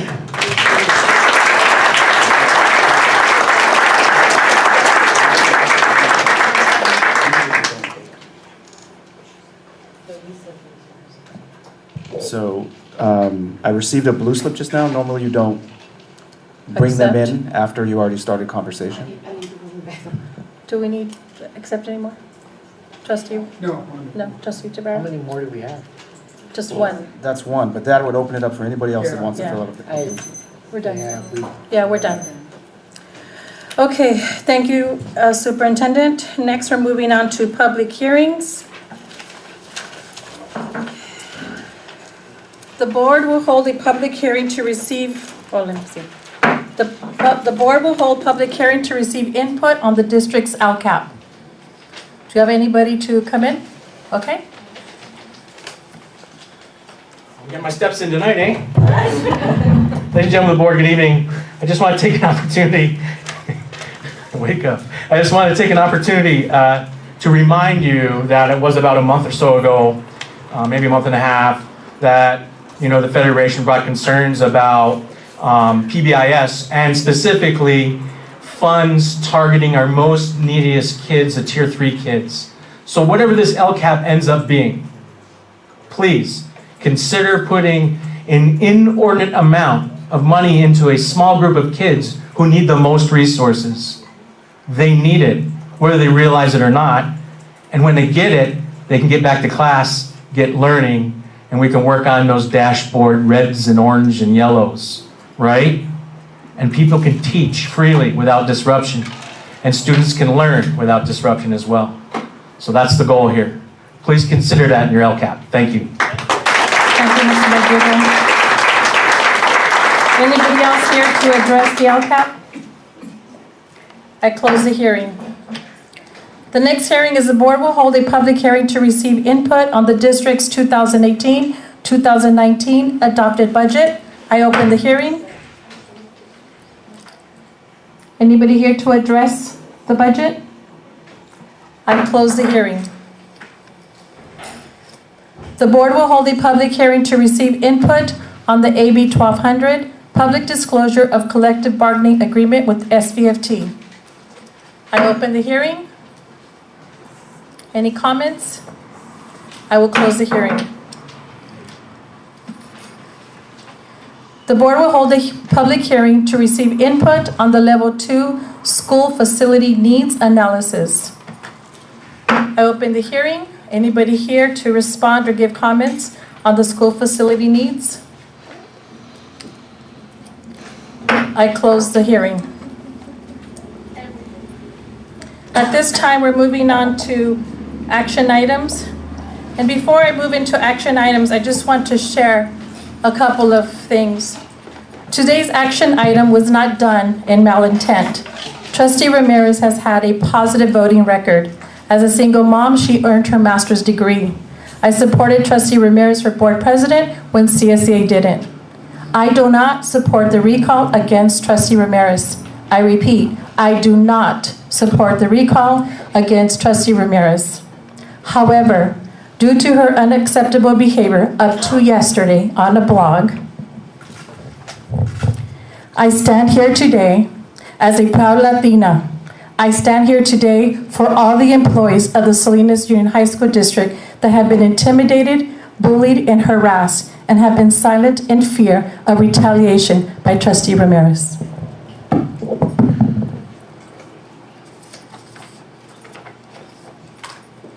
Before the Board of Trustees of the Salinas Union High School District, resolution to censure Trustee Catherine Ramirez, resolution number 18-82. Before I move forward, I have a motion. I have a comment. Trustee Tavera. Move to adopt. I haven't even read it yet. Trustee Rubio. What's the process? I was going to read the resolution. Okay, go ahead and read it, but if you have. So, hold on a second. I'm going to read the resolution, then we'll take a motion, a second, and then we can make comments. The Board of Trustees of the Salinas Union High School District hereby issues this public censure expressing disapproval of Trustee Catherine Ramirez's violation of board policies, regulations, and bylaws as follows. Whereas Board Bylaw 9000 states that the Board of Trustees elected by the community to provide leadership and citizen oversight of the district schools, and further states that the board shall ensure that the district is responsive to the value, beliefs, and priorities of the community. And whereas Board Regulation 9000 lists as among the duties of the boards, hear communications, written or oral, from citizens or organizations on matters of administration or policy, and whereas Board Bylaw 9000 provides in part To maximize board effectiveness and public confidence in district governance, board members are expected to govern responsibly and hold themselves and the superintendent to the highest standards of ethical conduct, and requires each board member to, number 4, act with dignity and understand the implications of demeanor and behavior. And whereas the board bylaw 9005 requires the board, number 3, govern in a dignified and professional manner, treating everyone with civility and respect. And whereas the board is deeply committed to operating effectively in order to provide governance and leadership that models ethical and civil behavior for students and members of the public. And whereas the board has openly and properly committed itself to upholding board policies, administrative regulations, and bylaws, providing for open, honest, and respectful communication, and adhering to state laws and policies governing the board's actions and behaviors. And whereas December 7th, 2015, Trustee Ramirez took an oath to faithfully discharge the duties of a board member consistent with the Constitution of the United States, the Constitution and laws of the state of California, and the policies, regulations, and bylaws of the district. And whereas the board has, at the district's expense, participated in trainings regarding effective and responsible governance and received advice from legal counsel regarding the same. And whereas on April 24th, 2018, Trustee Ramirez, at an open public meeting of the board, said that the Salinas Valley Federation of Teachers newsletter called I Am the Board was similar to Hitler's attack on the Jews because of its past criticism of Trustee Ramirez. And whereas members of the community and of this board, as well as the publishers of the I Am the Board, took great offense at Trustee Ramirez's comments, since the publishers were merely exercising their right to free speech and had not published derogatory statements regarding race, religion, or ethnicity. And whereas at a board meeting held on May 22nd, 2018, Trustee Ramirez from the board dais videotaped speakers as they were addressing the board on agenda items and spoke over the speakers as she was videotaping them. And whereas the action of Trustee Ramirez in videotaping speakers at the board meeting from the dais was rude, disrespectful, and may have had a chilling effect on the speakers and may have discouraged other speakers from addressing the board. And whereas Trustee Ramirez's behavior towards the public exceeded her role and influence as a board member. And whereas Trustee Ramirez's rude and disrespectful behavior, language, and conduct toward district employees and the public failed to meet the professional standards for an elected representative over the minimum standards expected of any district employee or trustee, and violated district policies and board bylaws. Whereas censored by public bodies a collective judgment of stern condemnation of its own member for behaviors or actions that violate laws or policies, it is also a formal public act of disapproval of a member's unacceptable conduct. Now therefore now it be resolved that the board does hereby censure, disavow, and formally express its disapproval of Trustee Ramirez's conduct described above. Be it further resolved that the board does hereby direct Trustee Ramirez to comply with the state law, board policy, regulations, and bylaws, and cease and desist from engaging in rude and disrespectful treatment of district employees and the members of the public. At this time, I entertain a motion. Trustee Tabera, do I have a second? Trustee Martinez, do I have comments? I actually have a comment for you too. So I don't know if you all have it up there, but on page 2, the paragraph that starts, let me get to page 2, whereas on April 24th, 2018, at the bottom it says, was similar to Hitler's attack on the Jews, is not an accurate statement. The accurate statement is Hitler making fun of the Jews. So if you're going to take any action, it has to be an amendment to the resolution prior to taking action. So can you repeat that, please? So page 2, whereas on April 24th, 2018, after it says, I on the board was similar, it should read, to Hitler making fun of the Jews. So right now it says was similar to Hitler's attack on the Correct. Jews. Right, so the wording is inaccurate there, so if you're gonna take action, you have to correct that. So can we make the correction except as amended? I mean, with the correction? You have to, Can I move to make the corrections as suggested or as amended? So at this time, we will make the changes. So can we go over it one more time? So I on the board was similar to Hitler making fun of the Jews. making fun of the Jews. So I amend my motion to reflect that. Do I have a second with the amendment? Second. Trustee Martinez, do I have any comments? I do. Trustee Ocampo?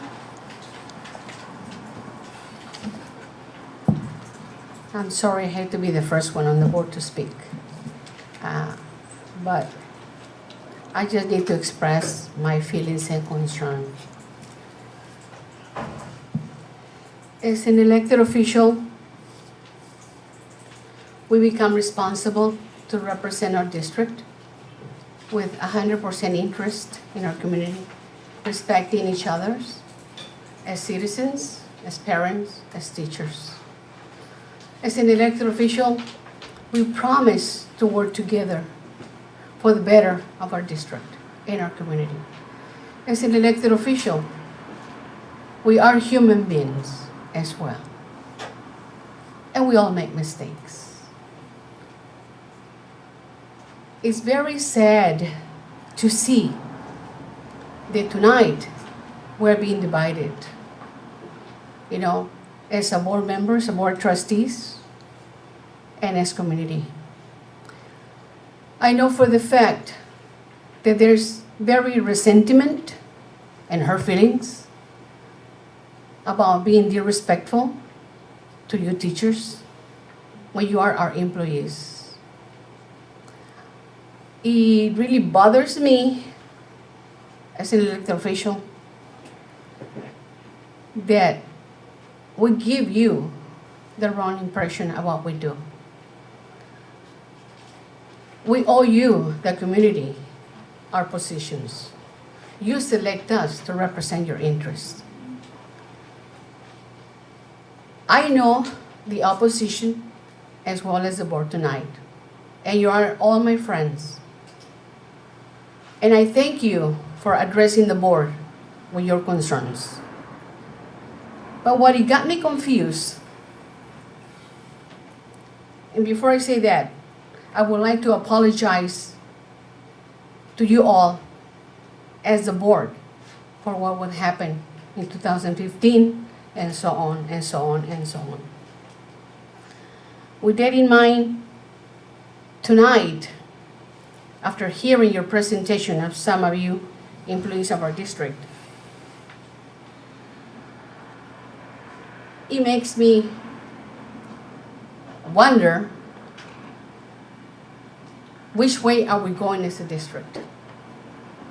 We're going through negotiations right now through salaries increase and benefits. No, we already. Okay, no. We're building Rancho San Juan High School. We're gonna pass another bond. And what I like to say is that it's very hard. It's very hard when you put the board and to come and call us to be ashamed of our positions, to be ashamed of not doing our jobs, to be ashamed of letting this go and go and go and go. Yes, we should be ashamed of it. But you know what?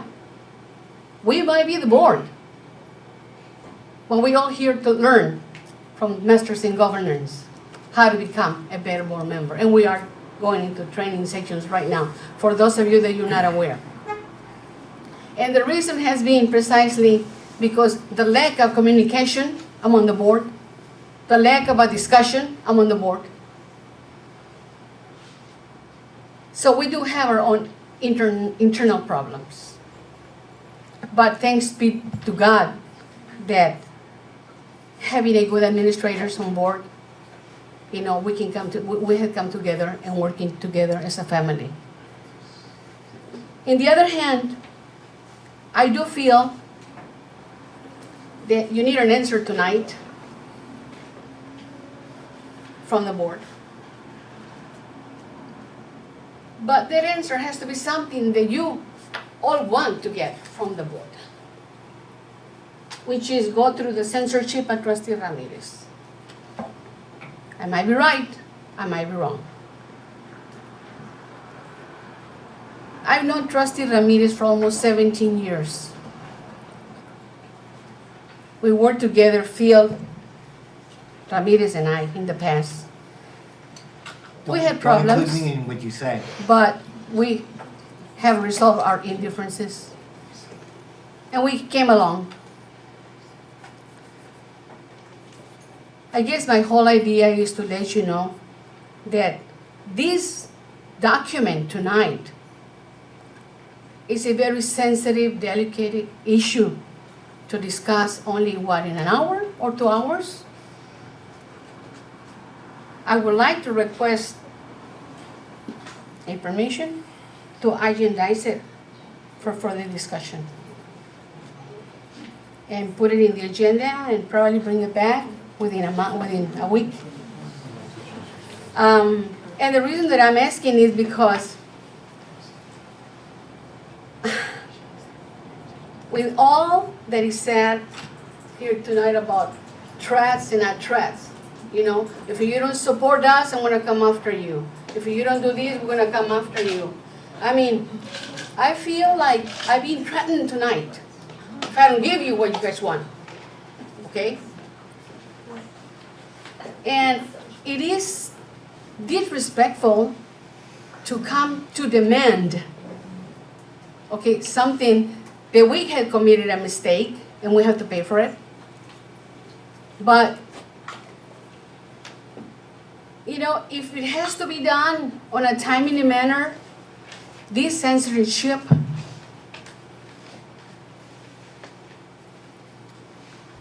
I will request it to bring it back and discuss about it.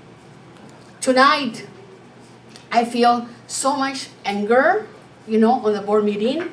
I feel so much disrespectful and so much bad karma that you guys want us to be perfect, and we are not perfect. We are human beings. We make mistakes. If it goes through tonight, because probably it's not going to be supported, but I'm making the request, Madam Chair. If it doesn't go through tonight, I will not either vote in favor or vote against it. That is my decision. Thank you, Trustee Ocampo. Trustee Rubio?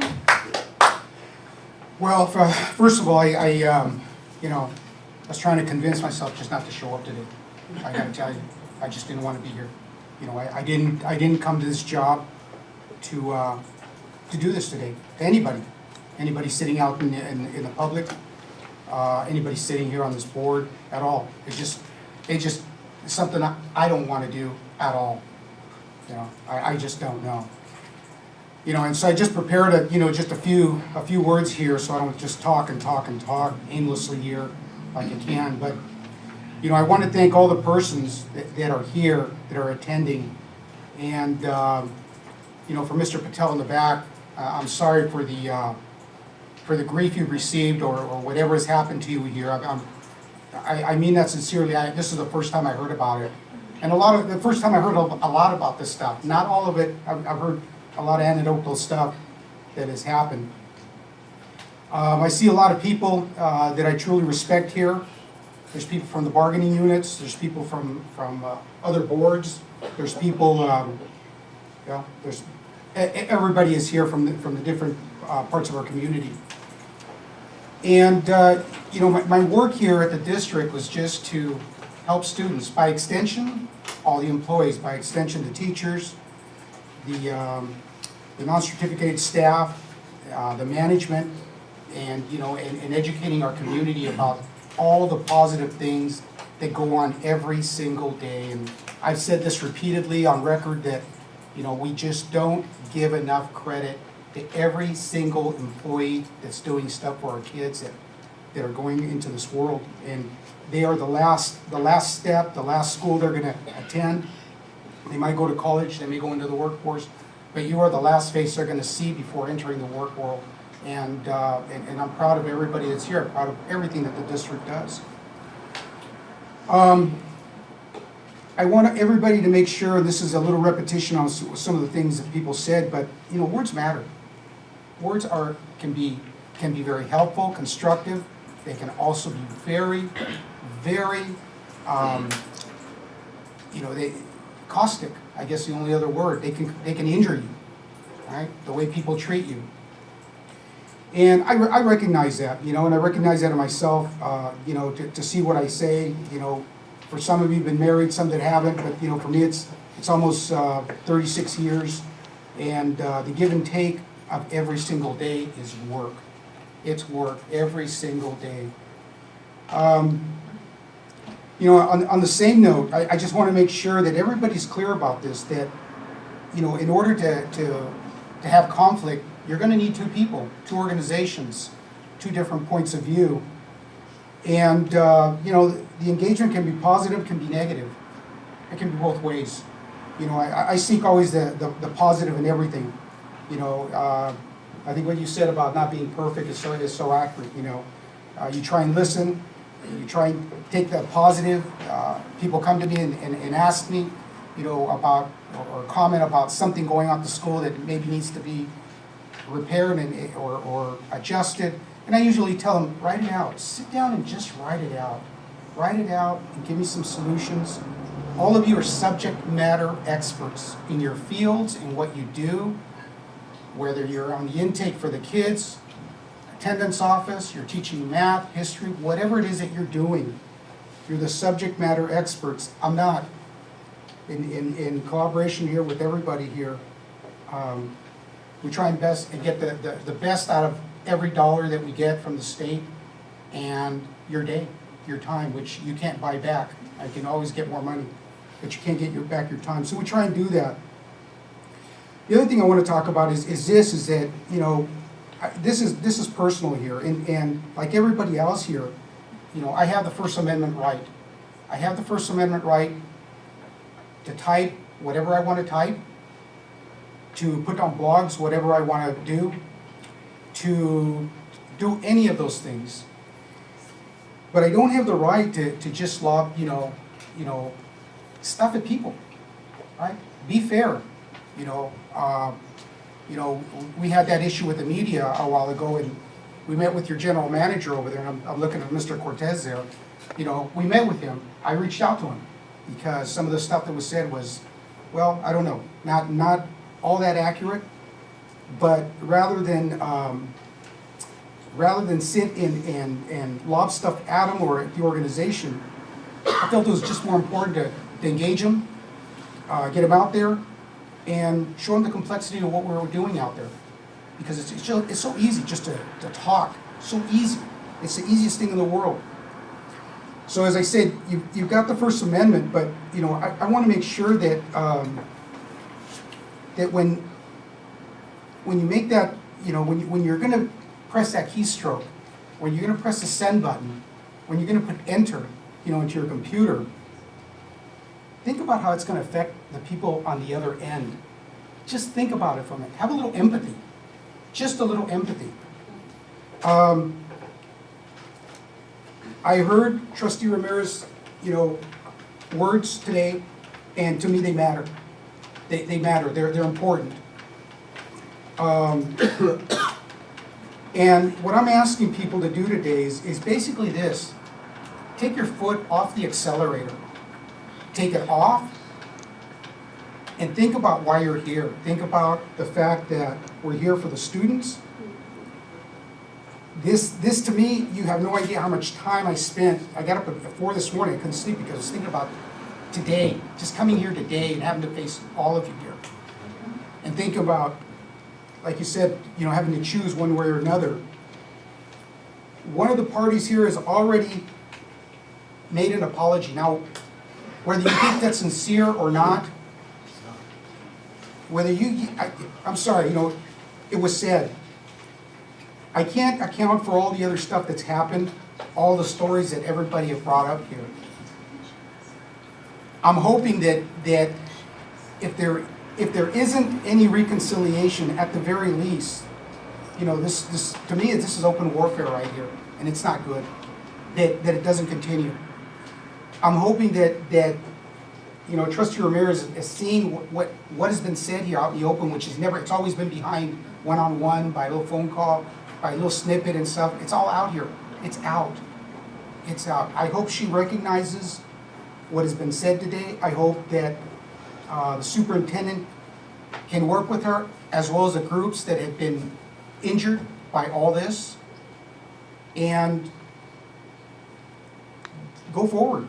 That's it. We're managing taxpayer money, and you can't take back today.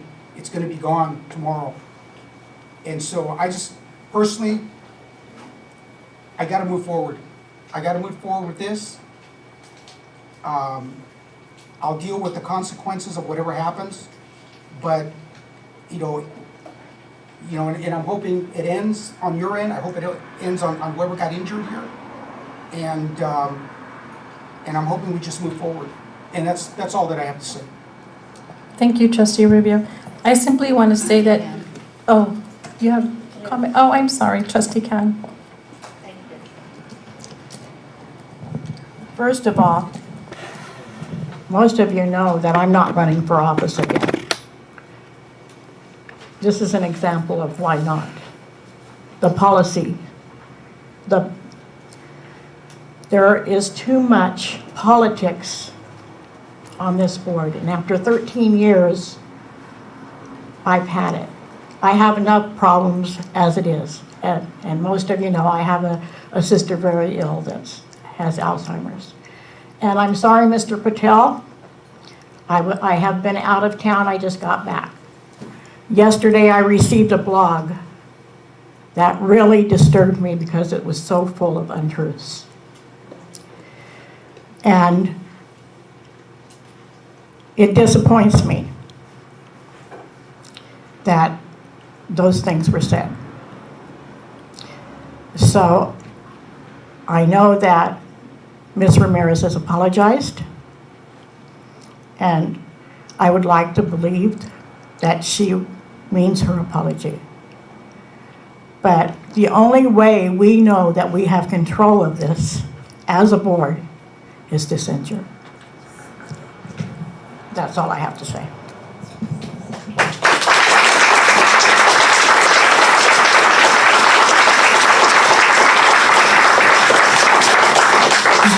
It is a difficult situation, and it is very sensitive. This is not something that we want to do, because we're supposed to be a team. We're supposed to work together. We talked about we're one body with 7 heads. But unfortunately, I feel that I really want to work, and I think we do need more trainings, and we've had some. Unfortunately, the day after, it's like if we didn't even have the training. So me personally, Trustee Ramirez, if you really sincerely feel that you apologize for what you've said, and you feel that this is something that has made a difference in your life and you can make some changes, I'm willing to work together with you.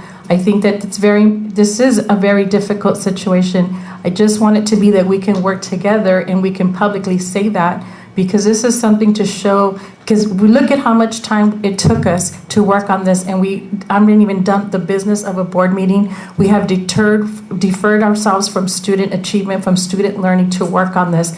I've got the emails, phone calls, texts from so many people that know you and have said, they gave me the confidence to be here today and say, Patty, will you be the voice for us, because we're intimidated, we're scared, we have retaliation, we don't know how to tell her that she hurts our feelings. And so I'm here to say, I want to work with you, but it has a lot to do within yourself if you want to work, because one day you'll talk to me and then for 2 months you won't. You'll be upset if there's any little thing. And we need to move forward. And if you're willing to do that, I think that's what we need to do. And I think the students deserve that of this district. Not the people, the students of the district. That's what they need. And so we are the role models for the students, and we're not being good role models. Look at what we're doing here. This is not right. And so at this point, to me, this is just saying that we're asking you to not participate in that behavior. That's all that this is saying. We're just asking you not to cease and desist from continuing to be rude and disrespectful to people, not go around saying, I'm an elected official, I could do this, this, and that. Not doing that. We're all the same. And I want to move forward too, but I still support this censure because I'm really hoping that this will make a difference in us as a school board.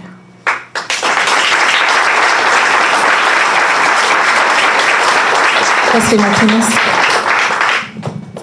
I'll go. That was really well said, very well said. And I will tell you that when all this happened at Salinas High School, I did say up to my piece. I don't think it was clear. I don't think it was very clear, but I think people got the point that I didn't agree with that kind of behavior. But the following week, just so you'll know, I had asked, Trustee Padilla, our president, for a special board meeting so that we as a board could collectively discuss our position to develop a disclaimer. Because, I don't agree with that. I did not agree with that then, and I don't agree with it now. Well, I've learned I've had a lot of experience in this town. Straight up. If somebody uses an excuse or the argument that this is about Latinos or this or that, hey, you know what? I don't think so.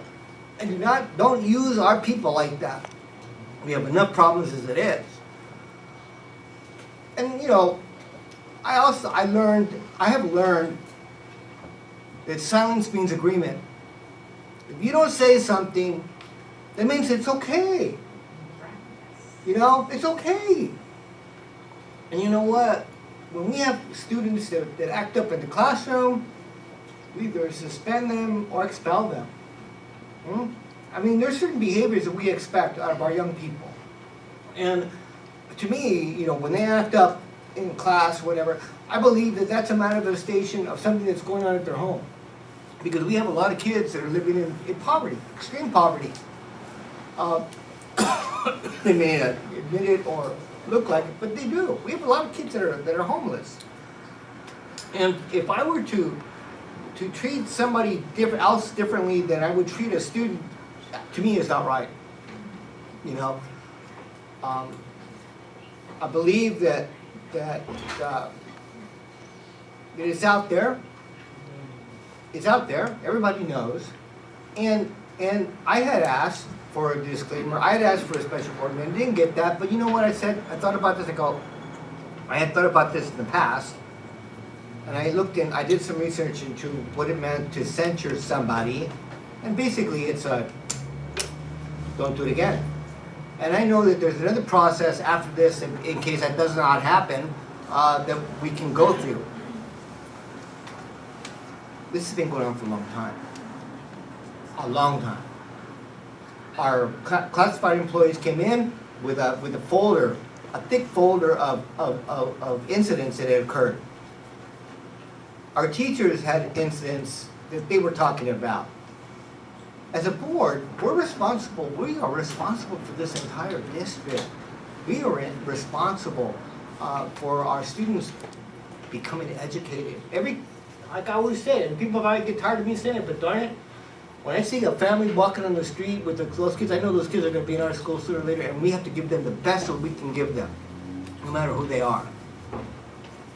Well, I thought about this. I go, we need to develop some language for a censorship, and it has to be very clear and very concise. And I believe, I've read this thing several times. I mean, I couldn't sleep last night. Like Carlos said, I couldn't sleep.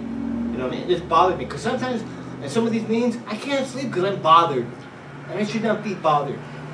To me, that's a very unhealthy situation to be around because we should be happy. We should be working together. We should be doing things.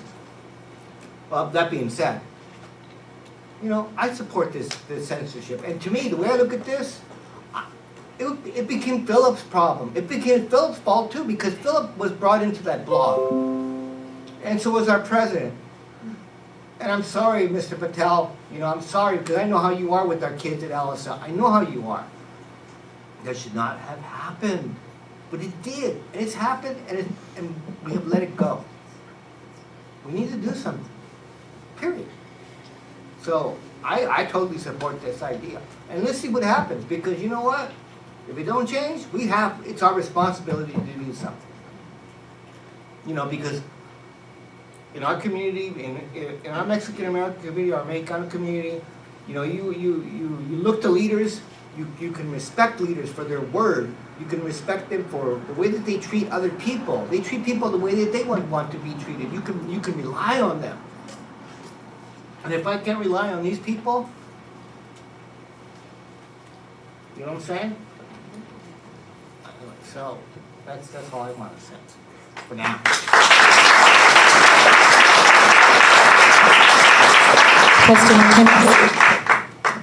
I'd just like to start off by speaking to Mr. Patel and just telling you how grieved my heart is for all the wrongdoing that's been done to you. And for that, I'm very sorry. Words do matter. You can't take them back. It hurts and it penetrates your soul. So much to where you can't sleep at night or you can't live with yourself. But nevertheless, everybody deserves forgiveness. Tonight, it sounds like our board is very divided. But if one thing you've heard is that we're united in that we want to move on. We're united in that we support you. We're united in that we are here for our students. And although it doesn't sound like it, it doesn't feel like it, I know that you are too. We make mistakes, much like our students. The only difference is we're held to higher standards by those that have selected us to be here, which is our community, our constituents, our bargaining units, because some of you live in our areas. When our students are expelled and they want to come back, they have to come back with certain things that are done, like counseling. They have to take counseling. We refer them for counseling to help them with whatever's manifested their behavior. We ask them to do community service to help them get through and give back for the wrongdoing they've done. And they write a letter of apology to whomever they've hurt. And I stand with all of you today. It's very important that you know that.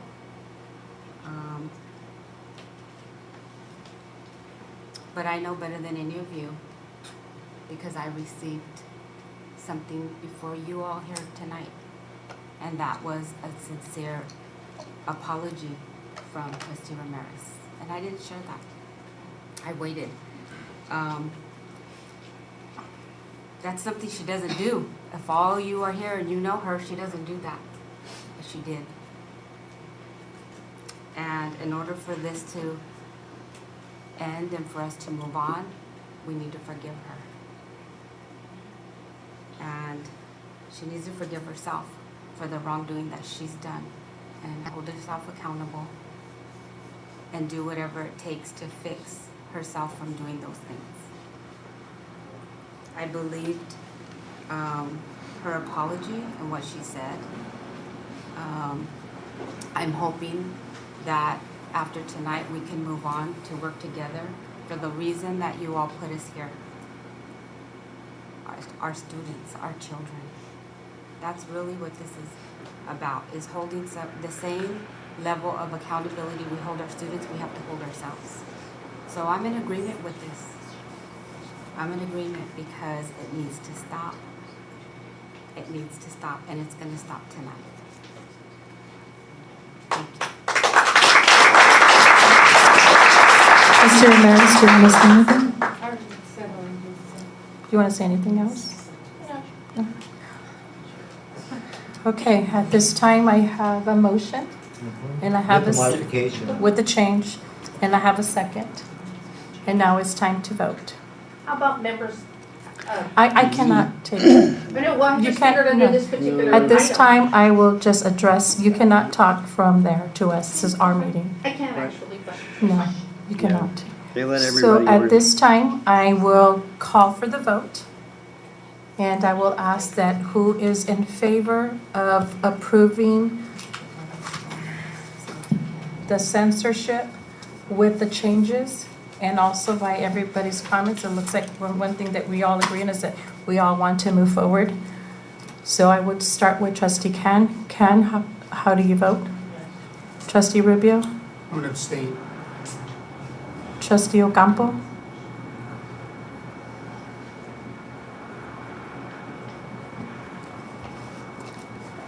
As I said it before, my apologies goes to all the teachers that have been hurt, especially Mr. Patel, whom I've known for many, many years, and the rest of the teachers as well, and the classified union.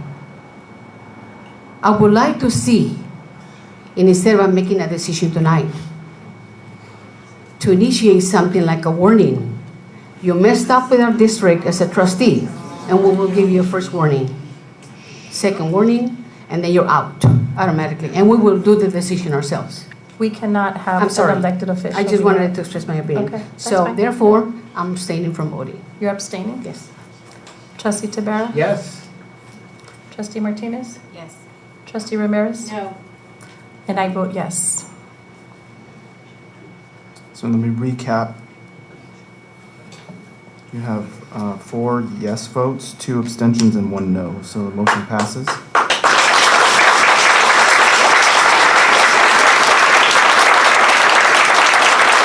We're moving on to the next action item. The next action item is a provisional internship permit request for Jose Julio Garcia. I have a motion by Trustee Ramirez. I have a second by Trustee Martinez. All those in favor? Aye. Motion carries. Thank you. Next on the agenda, we have the salary farming agreement with the Salinas Valley Federation of Teachers. Trustee Martinez. I have a second by Trustee Can. All those in favor? Aye. Motion carries. Thank you. Next, we have the AB 1200, the public disclosure. I have a disclosure of collective bargaining agreement. Trustee Ramirez, second by Can?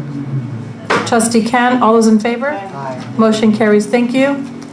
Next, adopt the resolution 18-83, school facility fees needs analysis report, and adopt the resolution notice of exemption from CEQA for level 2 residential fees. So moved. Trustee Ocampo, have a second by Trustee Martinez. All those in favor? Aye. Motion carries. Thank you. Next, under information items, we have what's right. Did everybody have the opportunity to read those? Do we have any questions or concerns? Okay, next we're moving on to the LCAP update report. Did everybody have the opportunity to review? Do we have any questions or concerns? Actually, we have Dr. Baltazar that's coming up to give us a presentation.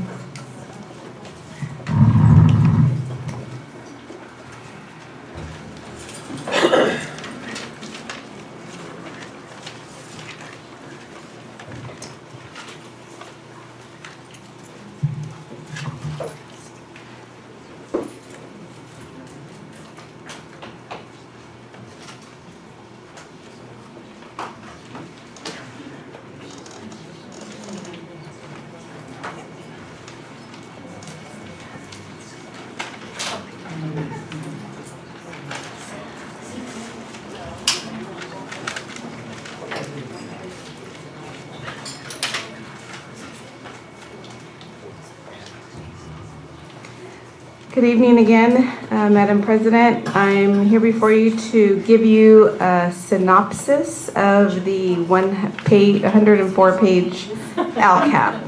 We're not going to be going through every page tonight. Was it 105? 105. Oh, thank you. Missed one? So I want I thought I got it. to highlight first our stakeholder input numbers. Last year, we had a total of 1,556 stakeholders give input into our LCAP. This year you can see, or maybe not see, in your this is not working. In the stakeholder input, the first slide on you can see out on there, we had a total of 2,101 responses, either via survey, online, or through meetings at the school sites. So this was definitely an improvement. We increased by 74% in terms of participation rate for the input. I wanted just to highlight our Goal 1 stakeholder recommendations. As we synthesize through hundreds of pages of input, we realized that there was many things we are already currently implementing in our LCAP, and these that are here I'm only highlighting anything new. One thing I'd like to share is that we really took a look at our students with disabilities and looked at improving our services for them as well as our English learners. And through that process, we are going to be enhancing our services through the Department of Rehabilitation to get students who are in the transition program additional opportunities to do interns and job shadowing. Additionally, we will be purchasing new equipment for our next generation science class, and we will also be hiring an additional accountant if the board approves it, and the role of that accountant would be to specifically monitor and support the district office as well as the school sites with their expenditures of supplement and concentration. The next goal, the stakeholder recommendations, we are going to increase our teacher innovation grant. One area that came up across the board from all stakeholders, administration, classified staff, parents, administration, was increased supervision. So we're going to add itinerant campus supervisors that will report to human resources, and then they will be, based on any absences, will be going to those sites. Additionally, as you are aware, and Ms. Aguillon will be sharing this in the budget, we are deficit spending, and so through the PBB process, we all looked at ways in which we could shift some of the base funding into supplemental concentration if it was appropriate, and only if it was an enhanced service. And so therefore, our recommendation is to move the probation department contract to supplemental and concentration, and later you'll see others. Earlier, we had two speakers come and speak to us about the LGBTQ community, and so part of that recommendation is offering professional development to our health teachers and continue our professional development to social studies teachers to ensure that we're meeting the new framework requirements. And we had a very successful first year last year. In goal 3, going to our tier 3 interventions and PBIS, we've heard that a lot too, that we really need to do more for fewer students. So we have this concept of the wellness centers that you're going to see. So what the recommendation is to purchase buildings, and we're going to have to do it over the period of about 3 years to be able to have one at every comprehensive high school and middle school. And so the goal is to really look at all of our different services and put them in one building so that that's where you would have your restorative justice, where you would have Joven Nobles, Sinachli, you'd have our intervention specialist. So all those services to really meet the needs of our students. So increasing mental health services, again, continue to provide ALICE training, and then we're going to start bringing awareness to our students and parents. So we're almost done with all the staff. Of course, we always have to train new staff, but we'll continue with that. There's also a recommendation to hire a public information officer. We do a lot of great things in our district. We just don't have the time to communicate all the great things that we do and how the community can get involved. And also, for the first time next year, we'd like to have a mental health awareness conference for our parents, really around depression, suicidal thoughts, and this is in our Healthy Kids survey. You could see our LGBTQ community students who really need to have an emphasis on that and focus. So those are like the new highlights for this school year. Everything that we did last year will continue. So I'm not going to go through every line item. What I would just like to share is if you go to the, so we're going to shift 8th grade PSAT to 9th grade. That's the only difference there. The next page, we're going to be shifting our PE intervention. We're going to have a pilot at one middle school and one high school. We're adding the 8 itinerant campus supervisors, and we also shifted the funding for math support classes to supplemental concentration. On the next page, you'll see 1.6, which is our emphasis on students with IEPs. We're going to pilot a residency program to bring in students from CSU and B who are getting their credential to work in special education, and we're going to be piloting that at 2 schools as well, one middle school and one high school, and if it works, and they're going to continue working with us, and the whole goal is for them to be mentored, and then they'll continue to work with us. With that, with our co-teaching model, we're going to be putting aside money for teachers to plan in the summer, and then the TPP as the Department of Rehab, and then our 2 instructional coaches. The next one is just the materials and supplies and field trips for our next generation science class. So you can see the amount that we've allocated there. On the next page is English learners. And the only new here is we shifted to LPAC, so we'll be getting some LPAC materials.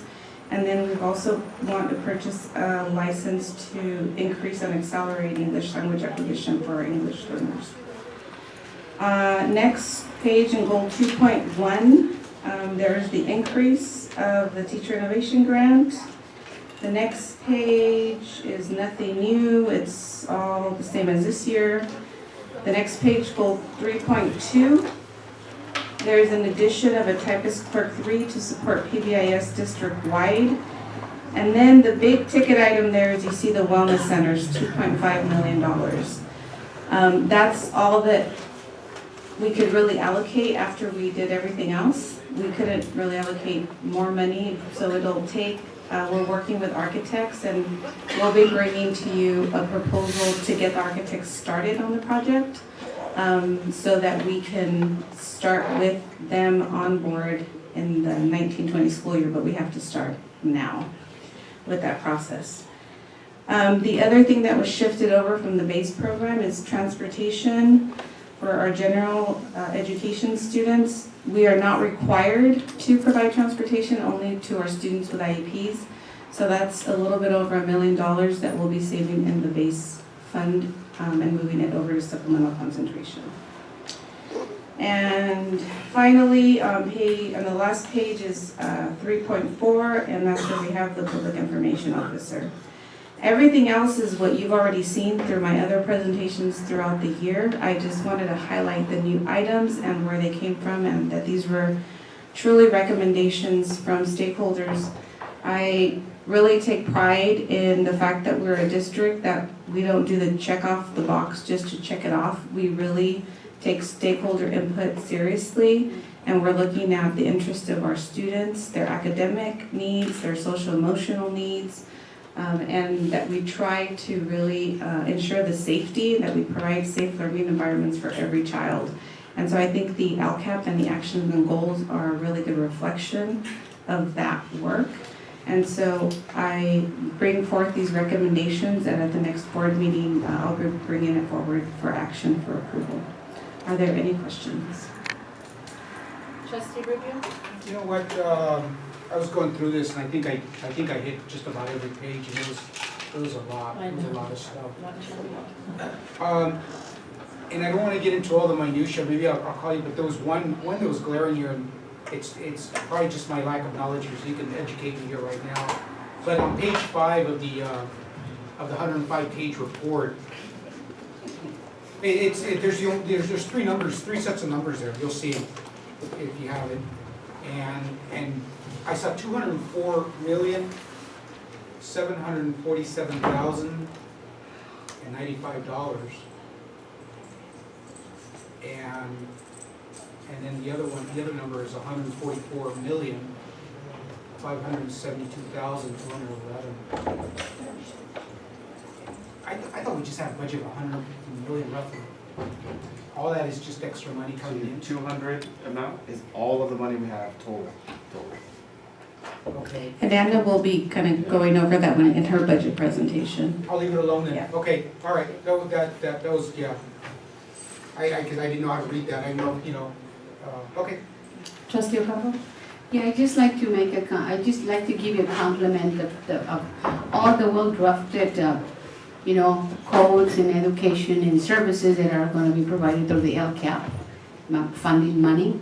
And I can express my sincere gratitude for those people who LBG that are coming to benefit from this too. And also the initiation of family conferences to detect whatever problems their kids are going through, and maybe done in Spanish and in English. Yes, That's wonderful. they're both. That's wonderful. That's what we need in our community. Thank you I so have- much. Oh, trustee Carves. Yeah. I mean, You know trustee what? Carves. Trustee Rubio. That's right, it's fine. It's fine. Also, you know what, and hopefully you'll probably cover that, there are pockets there of money that was unspent. And I probably, maybe you can trust that, but I saw that in various spots, sometimes big chunks of money, sometimes small amounts, and then there was some that went over a little bit, which I noticed, but I did see some, with big chunks of money just missing. And So there is an explanation for all of the discrepancies in the annual update. After every goal, there is, we have to identify what were some of the items that we did implement and what were others that we didn't. So there is an explanation at the bottom of every goal with the analysis. So for example, with the coaches this year for special education, we did not hire them. So I wrote in there, we did not hire them. So therefore you had $300,000 that was unspent. And the reason for that is we didn't want to pull in the teachers out of the classroom for them to be coaches due to our teacher shortage. So there is an explanation for, the county requires us to provide an explanation for anything that's a large amount of discrepancy. If it's not more than 10%, we don't have to justify it. But if it's more than 10%, we have to justify it. Is anybody else going to speak? Has another question? Go ahead, I don't want Trustee to keep us here all night either, but on page 7, I didn't understand how to read that. On one side, it says annual measurable outcomes expected. Okay, I get that, and I can read the different exaggeration rates, ADG completion, I can see it. On the other side, it says actual, and some says EL 71.4, SCD 8. I don't even know what SCD stands for. SPED, I guess SPED, right? Special education. The star Lexo growth, I don't know, does anybody here on the board know what that is? Can you explain it to me?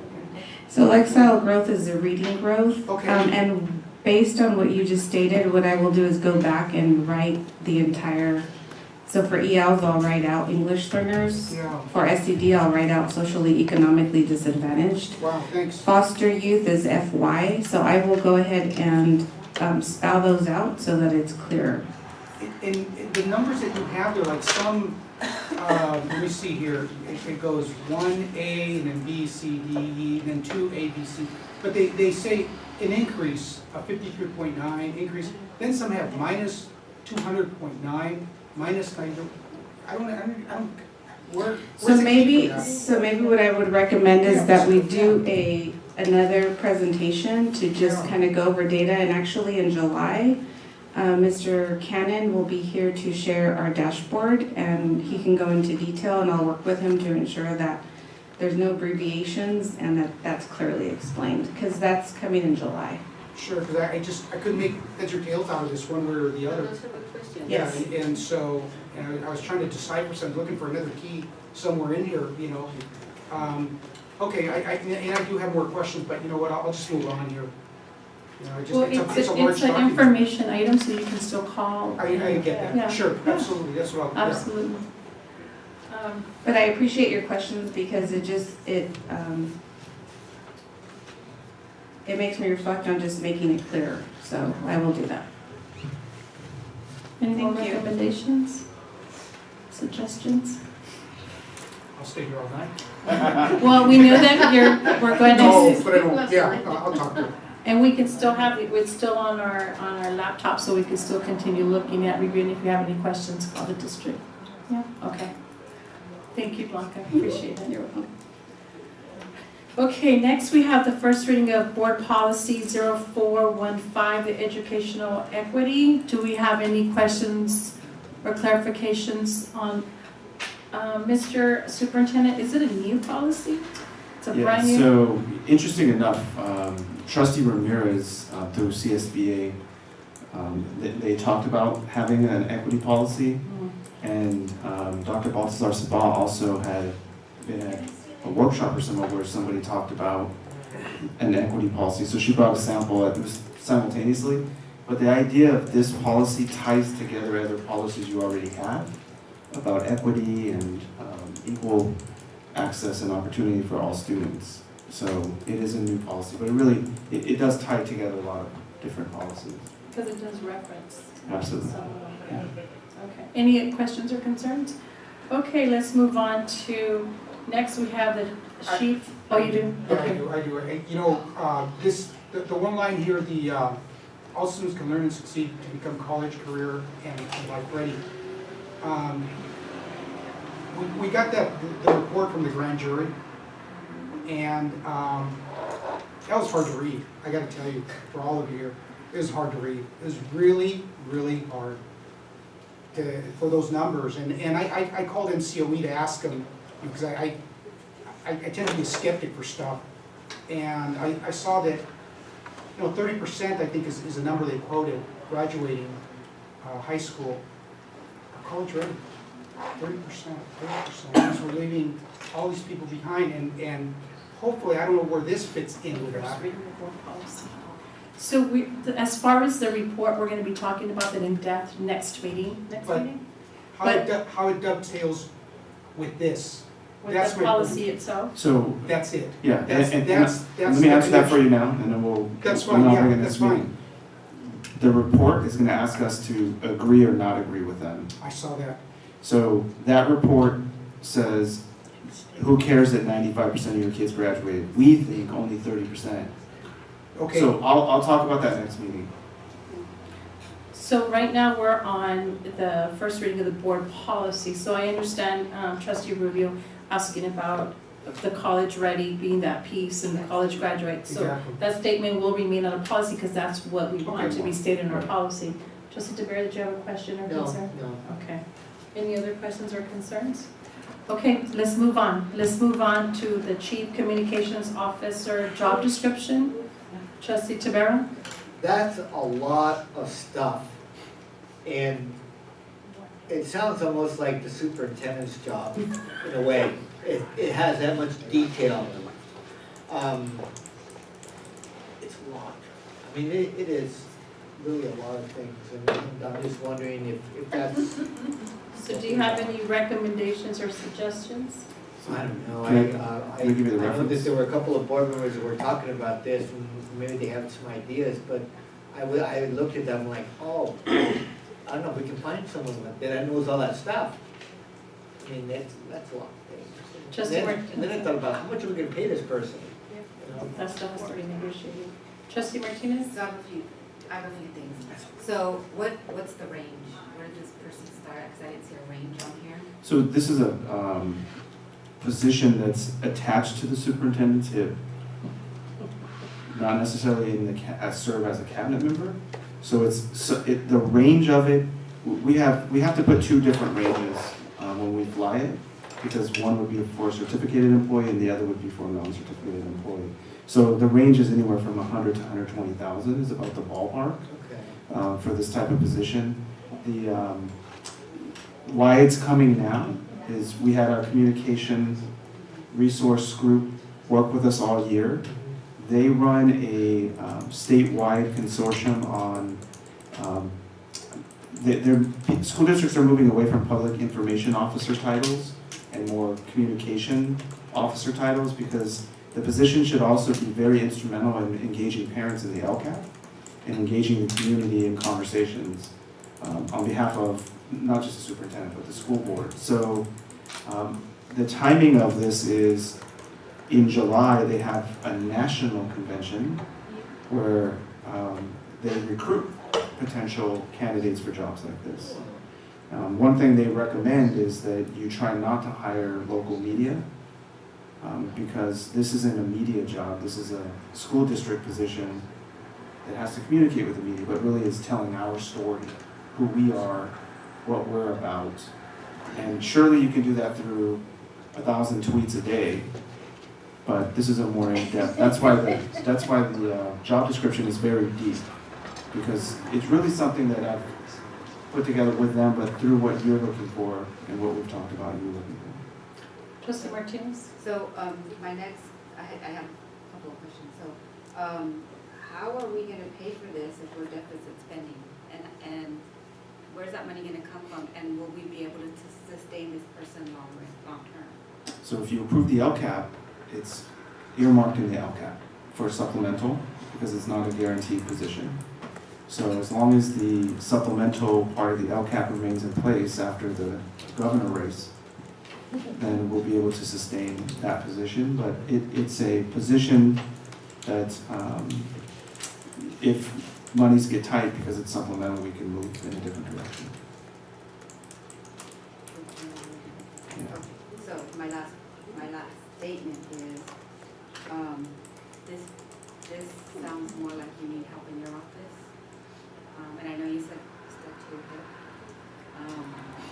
And to me, I'm thinking more like a deputy associate superintendent or something to assist you, not just a title like this, because this is a lot. It sounds like you, but not really you. So that's just my thoughts on that. If you're looking to, because our district is growing, and if you're looking for help, maybe in saving money in our budget and looking forward in the future, maybe we can just cut the chase and just make this person your helper and get that going, type of thing.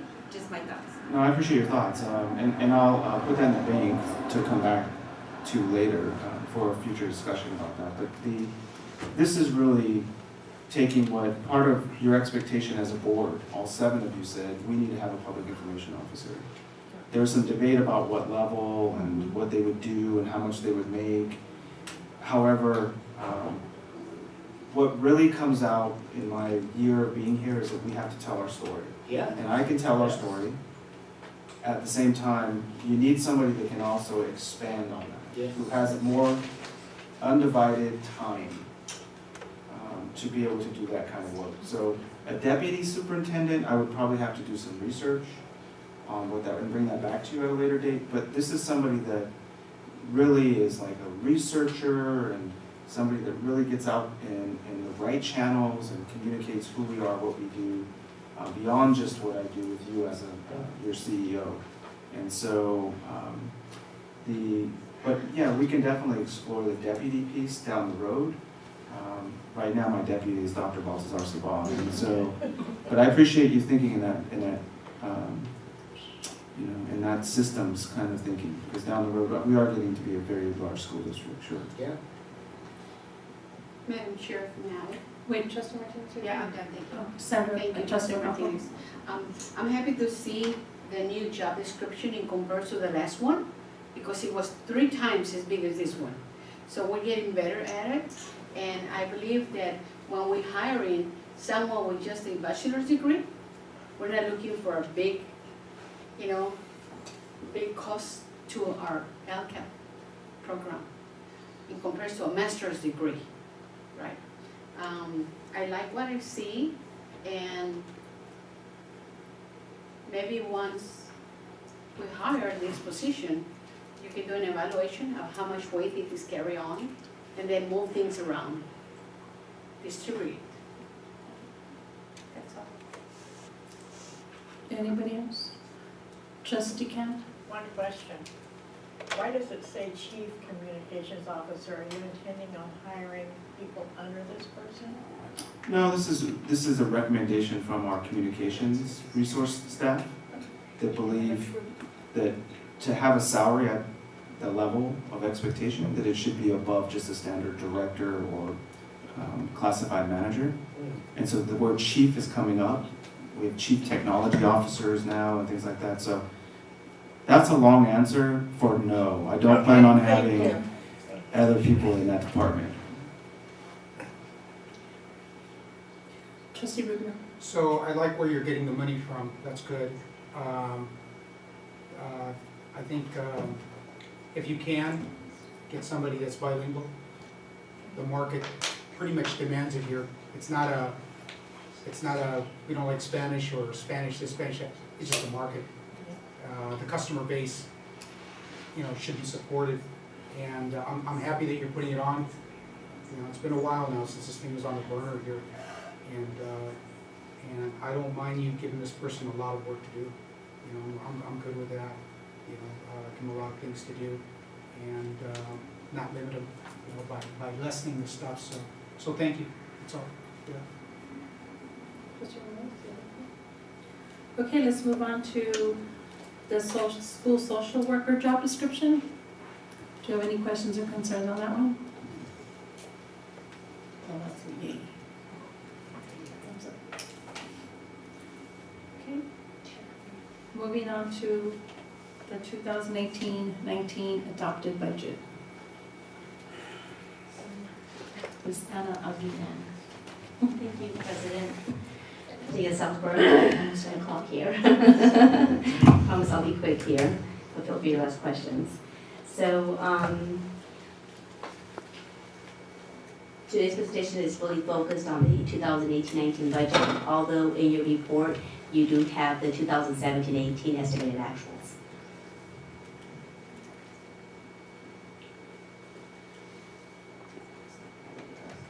So we're going to start with the highlighted assumptions for revenues for 2018-19. And this year, our average daily attendance that's budgeted is 15,124. And our enrollment's projected to be at 16,031. So this 15,124 reflects 94% average daily attendance. And for information, I also referenced your prior year, which is a year that we're just finishing, 17-18. Our ADA was 14,681. Our unduplicated percent is 72.04. It's a slight drop, but then again, these are projections. We have not started the new year. I do expect for that number to increase with the efforts I will put into having students complete applications, and once we do the upload of our student information system, I do expect for that to be up at first interim.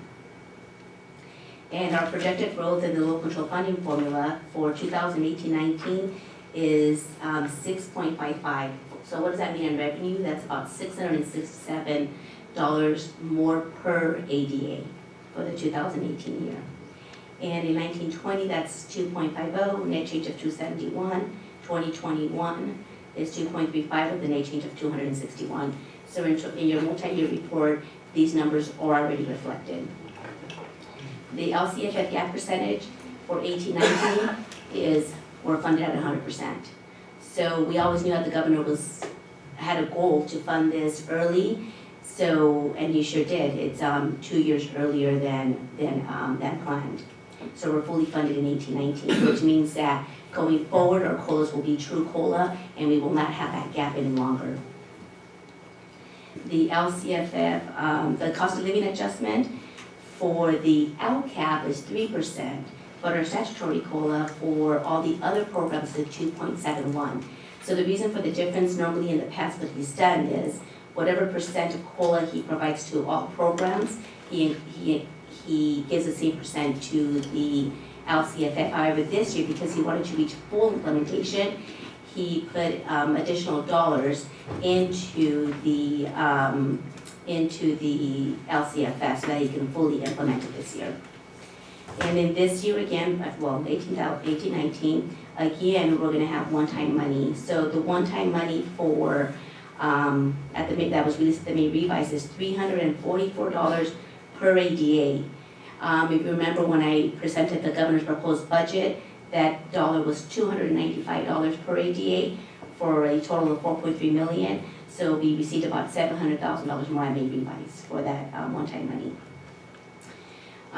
One of the things that I didn't list here, but I want to share with you is that also the CTE grant is in the May revise, and that is looking pretty positive at $200 million. So if that's the case, that means that he's going to continue to fund the CTE at the same level that we're currently funded in 2017-18.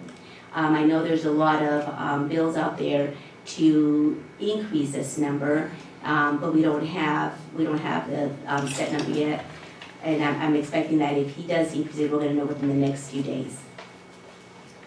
So in other words, the main request in regards to revenues, it's slightly better for public education. Yes. I'm going back to the CTE grant, so because we don't know where it's gonna go, if it's gonna increase, but it's fair to say that we're gonna still get what we got before, which was 4 million. Which is actually at this year, because we were in our third year, we were at $200 million. So that's a positive thing for all districts, because at least we know that we're gonna be funded at the same level that we were funded in 17-18. The proposed is that it could possibly go to 400 to 500 million. And if that's the case, if there's going to be an increase. However, one of the things that's going to change is it's going to be administered by the community colleges through the Strong Workforce Program. And the language for that has not been determined as yet. We have not seen the language for that.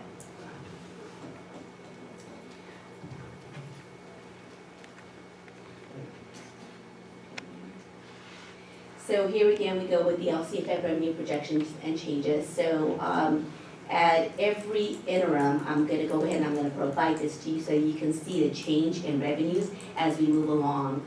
As you know, I always use the latest assumptions to put the budget together. So you will be seeing the changes, and I'll make it very clear here to keep what I proposed, starting from the adopted budget all the way to first, second interim, and then through the other unaudited actuals and so on. And then our final as well with the unaudited actual. So I will be presenting this to you. So the adopted budget for 2018-19, as far as the LCFF, we are expected to receive $164.2 million. The base revenue is $133 million. Supplemental concentration is $31 million, which is a $6 million increase from the prior year. As I mentioned earlier, our gap is funded at 100%, so you're not going to see that gap percent going forward in future years because we're fully funded at 100%. The COLA for LCFF is 3%. Again, we will continue to project, although our ADA this at P2 was was down. We projected 94%. 88%, and we actually were at 93.5%, so we had a drop in ADA this year, but I do believe that we're going to continue to work hard with our school site so that we can improve that and bring it back to 94% or higher. So the percent increase we talked about already as well, which is a 6.55. Earlier, an important question came up about what does that number represent on page 5 of the LCAP. Our trustee Rubio asked that question, and I just want to say that the $200 million that's represented there is our general fund restricted and unrestricted. So it's both funds combined. It's called the general fund. But for purposes of demonstration, I always break it out for you so that you know what the unrestricted and what the restricted is. And then the second number was strictly just all the budget, all the dollars that were budgeted in the LCAP, which the majority of it includes all of the unrestricted money, of course. We also have, for example, like the ROP, because it's budgeted out of the base. We make a contribution from our unrestricted into the ROP restricted program. So that's what those numbers represent. As far as the expenditures, so today in these reports, you do not. I am not budgeting for any salaries or any salary agreements as of yet, right? Because today you just took the first approval for SVFT, so that'll be reflected at first interim, and also all current staffing for second column has been reflected in your multi-year projection for all years, as well as your health and welfare benefits. We do have capped health and welfare benefits, but that's also in the report as well. And then the STRS and PERS, of course, continues to increase. So what I did here is I went ahead and I provided a report to show you what the rates are year to year, and these are all updated percentages, and also the district cost. So how much is STRS costing the district from year to year, and also a total amount of the increase. So when you look at 18-19, the district cost for STIRS is $11.5 million, and that's an increase of $1.6 million from prior year. And for CalPERS, same thing here for 18-19, the percent's going to increase to 18.062. Total cost is $3.3 million. That's an increase of $621,000. And then at the bottom we have charts so that you can easily see that increase. Going back to the expenditures, I also want to mention that, and Blanca shared this with you earlier, we did transfer some expenses from the general fund unrestricted into the LCAP, supplemental concentration budget.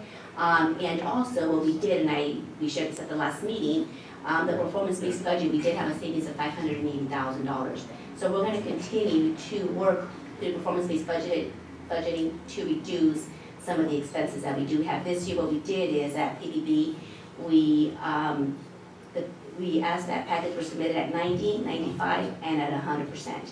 In the past, we have asked, and we had left it available for them to submit a packet of 105%, and this year we didn't do that. And we actually had a really good response. We had some managers that didn't submit, administrators that didn't submit packages for even 95%.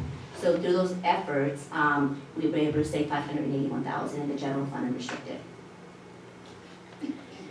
And then the budget factors that were used to prepare this report, we talked about the COLA, we talked about the LCAP gap, the STIRS employer rate is here, and so is your PERS, and then your district enrollment, which is so important.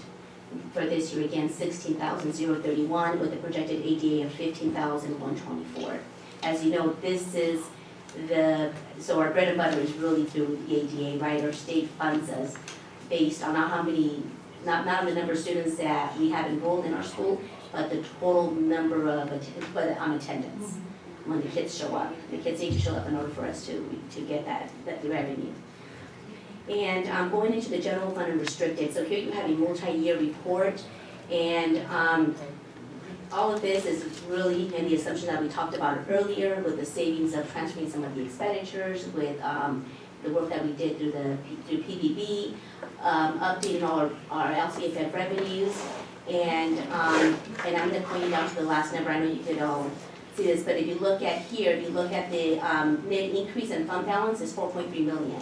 So when you look at this report, you naturally think it's in the black. We're not deficit spending when you look at this report.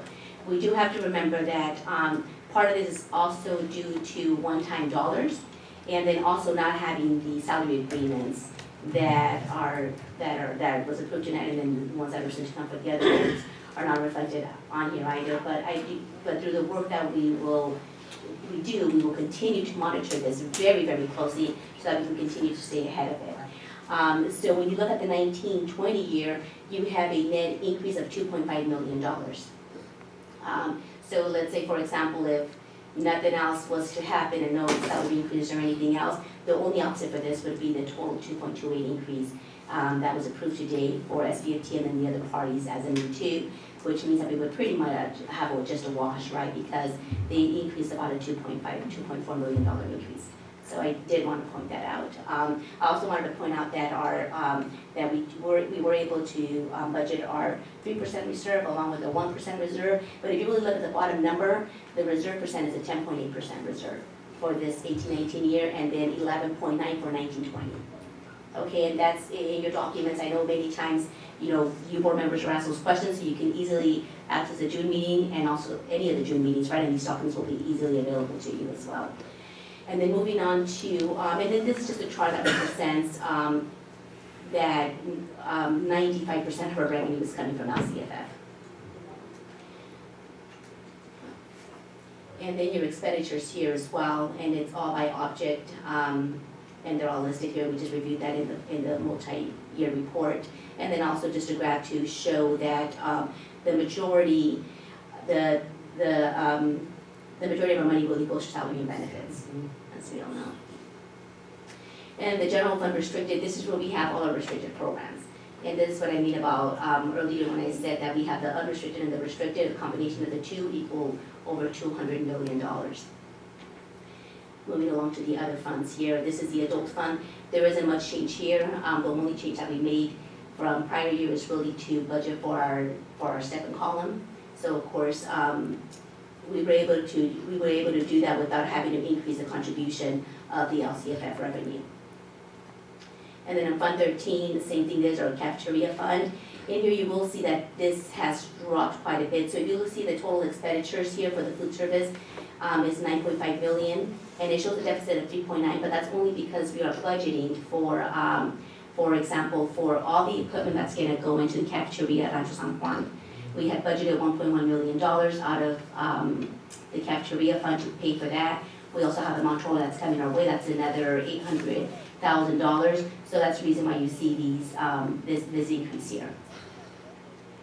And then in Fund 14, we have the deferred maintenance. Currently, right now, what we're paying out of this fund is the roofing project that's taking place currently at Washington Middle School.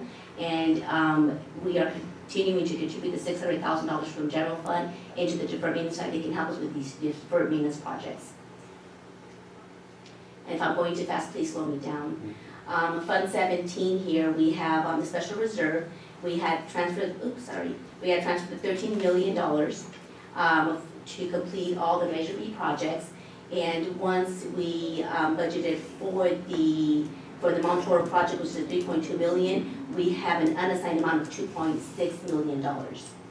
And this really continues to grow because it continues to grow because of the interest that we're continuing to receive in this fund. The fund is kept separate and it goes into this fund when it comes in. And then in Fund 20, we have our post-employment benefits, and this hasn't really changed. It only continues to increase as well through interest, and that's interest budget is about $140,000 per year. And the Fund 21, which is your Measure B, and a little bit of the Measure M is also in here as well. So this is really just totals right now. The only activity that's really happening out of this fund is a little bit of Dolores Huerta architect fees, and then also your all your expenses that are happening at Rancho San Juan out of the bond. And then your capital facilities, which is developer fees. We have an ending fund balance here, budgeted ending fund balance of $2.2 million. And if you look at the revenues here, $798,000, and revenue that's starting to increase slightly. It's not where we were 8 years ago, but it's starting to increase very slowly, which means that the economy is doing good. There's more buildings and more construction going on in our city of Salinas. And then Fund 40, these are the dollars that we have. And really, this is really the revenues that we receive through through leasing the land for the middle school and the high school. So not much activity going on here. And then 73, these are our scholarships. We're beginning balance for scholarships for now is $209,000, and we issue about $50,000 to $60,000 a year. And with that, I just want to say in summary that this year we are able to meet our financial obligation for current and 2 subsequent years in our multi-year, as I just demonstrated. But I do want to quote the governor on something that he reminded us about again at the May revise, and that is to say that he believes that California will soon face an economic downturn. So reminding us again to now is the time to save, not time to make pricey promises we can't keep. So I thought that was a very important and strong message from him. Any questions? Thank you. Such a great in-depth report. Thank you. Any comments? Trustee Rubio, comments or questions? No. It was a great report. Thank you. Yeah, Thank you so much. Thank you for opening. Too bad it's at 10. Okay, with that being said, we're moving on to consent items. On consent? Do I have a motion on consent? Trustee Rubio, do I have a second? Trustee Martinez? Trustee Ramirez, do you have a question? No, I have a comment. A comment? When I was looking at the classified list, down at the bottom, we have resignations, terminations, and I just wanted to say that I noticed that 2 of our classified employees who are one paraeducator and one senior secretary are resigning to become certificated teachers. Oh. And so I think they went through our program. Yeah. And so Great. I thought that was exciting, and I don't know why we didn't, I don't know, maybe, yeah, or, I mean, or just, want to point it out, if that happens again, if we could just, Make a party out of it? Yeah. Well, kind Sure. of, even Why with a not? card or something. Absolutely. I just thought it was awesome. Absolutely. I could send them more. Please, Yeah. please. Four of you directly. Yes. I'm on the web- I think I'm on the website. Okay, all those in It's favor Lucia's. to accept the consent items? Aye. All those, okay. Next, we have the future agenda items. We have just a reference check, I'm tired. Our next meeting is June 26th. I'll see you here then. Thank you. To have a motion to adjourn the meeting. So moved. Trustee Ocampo, do I have a second? Trustee Rubio, all those in favor? Aye. Meeting has adjourned. Thank you.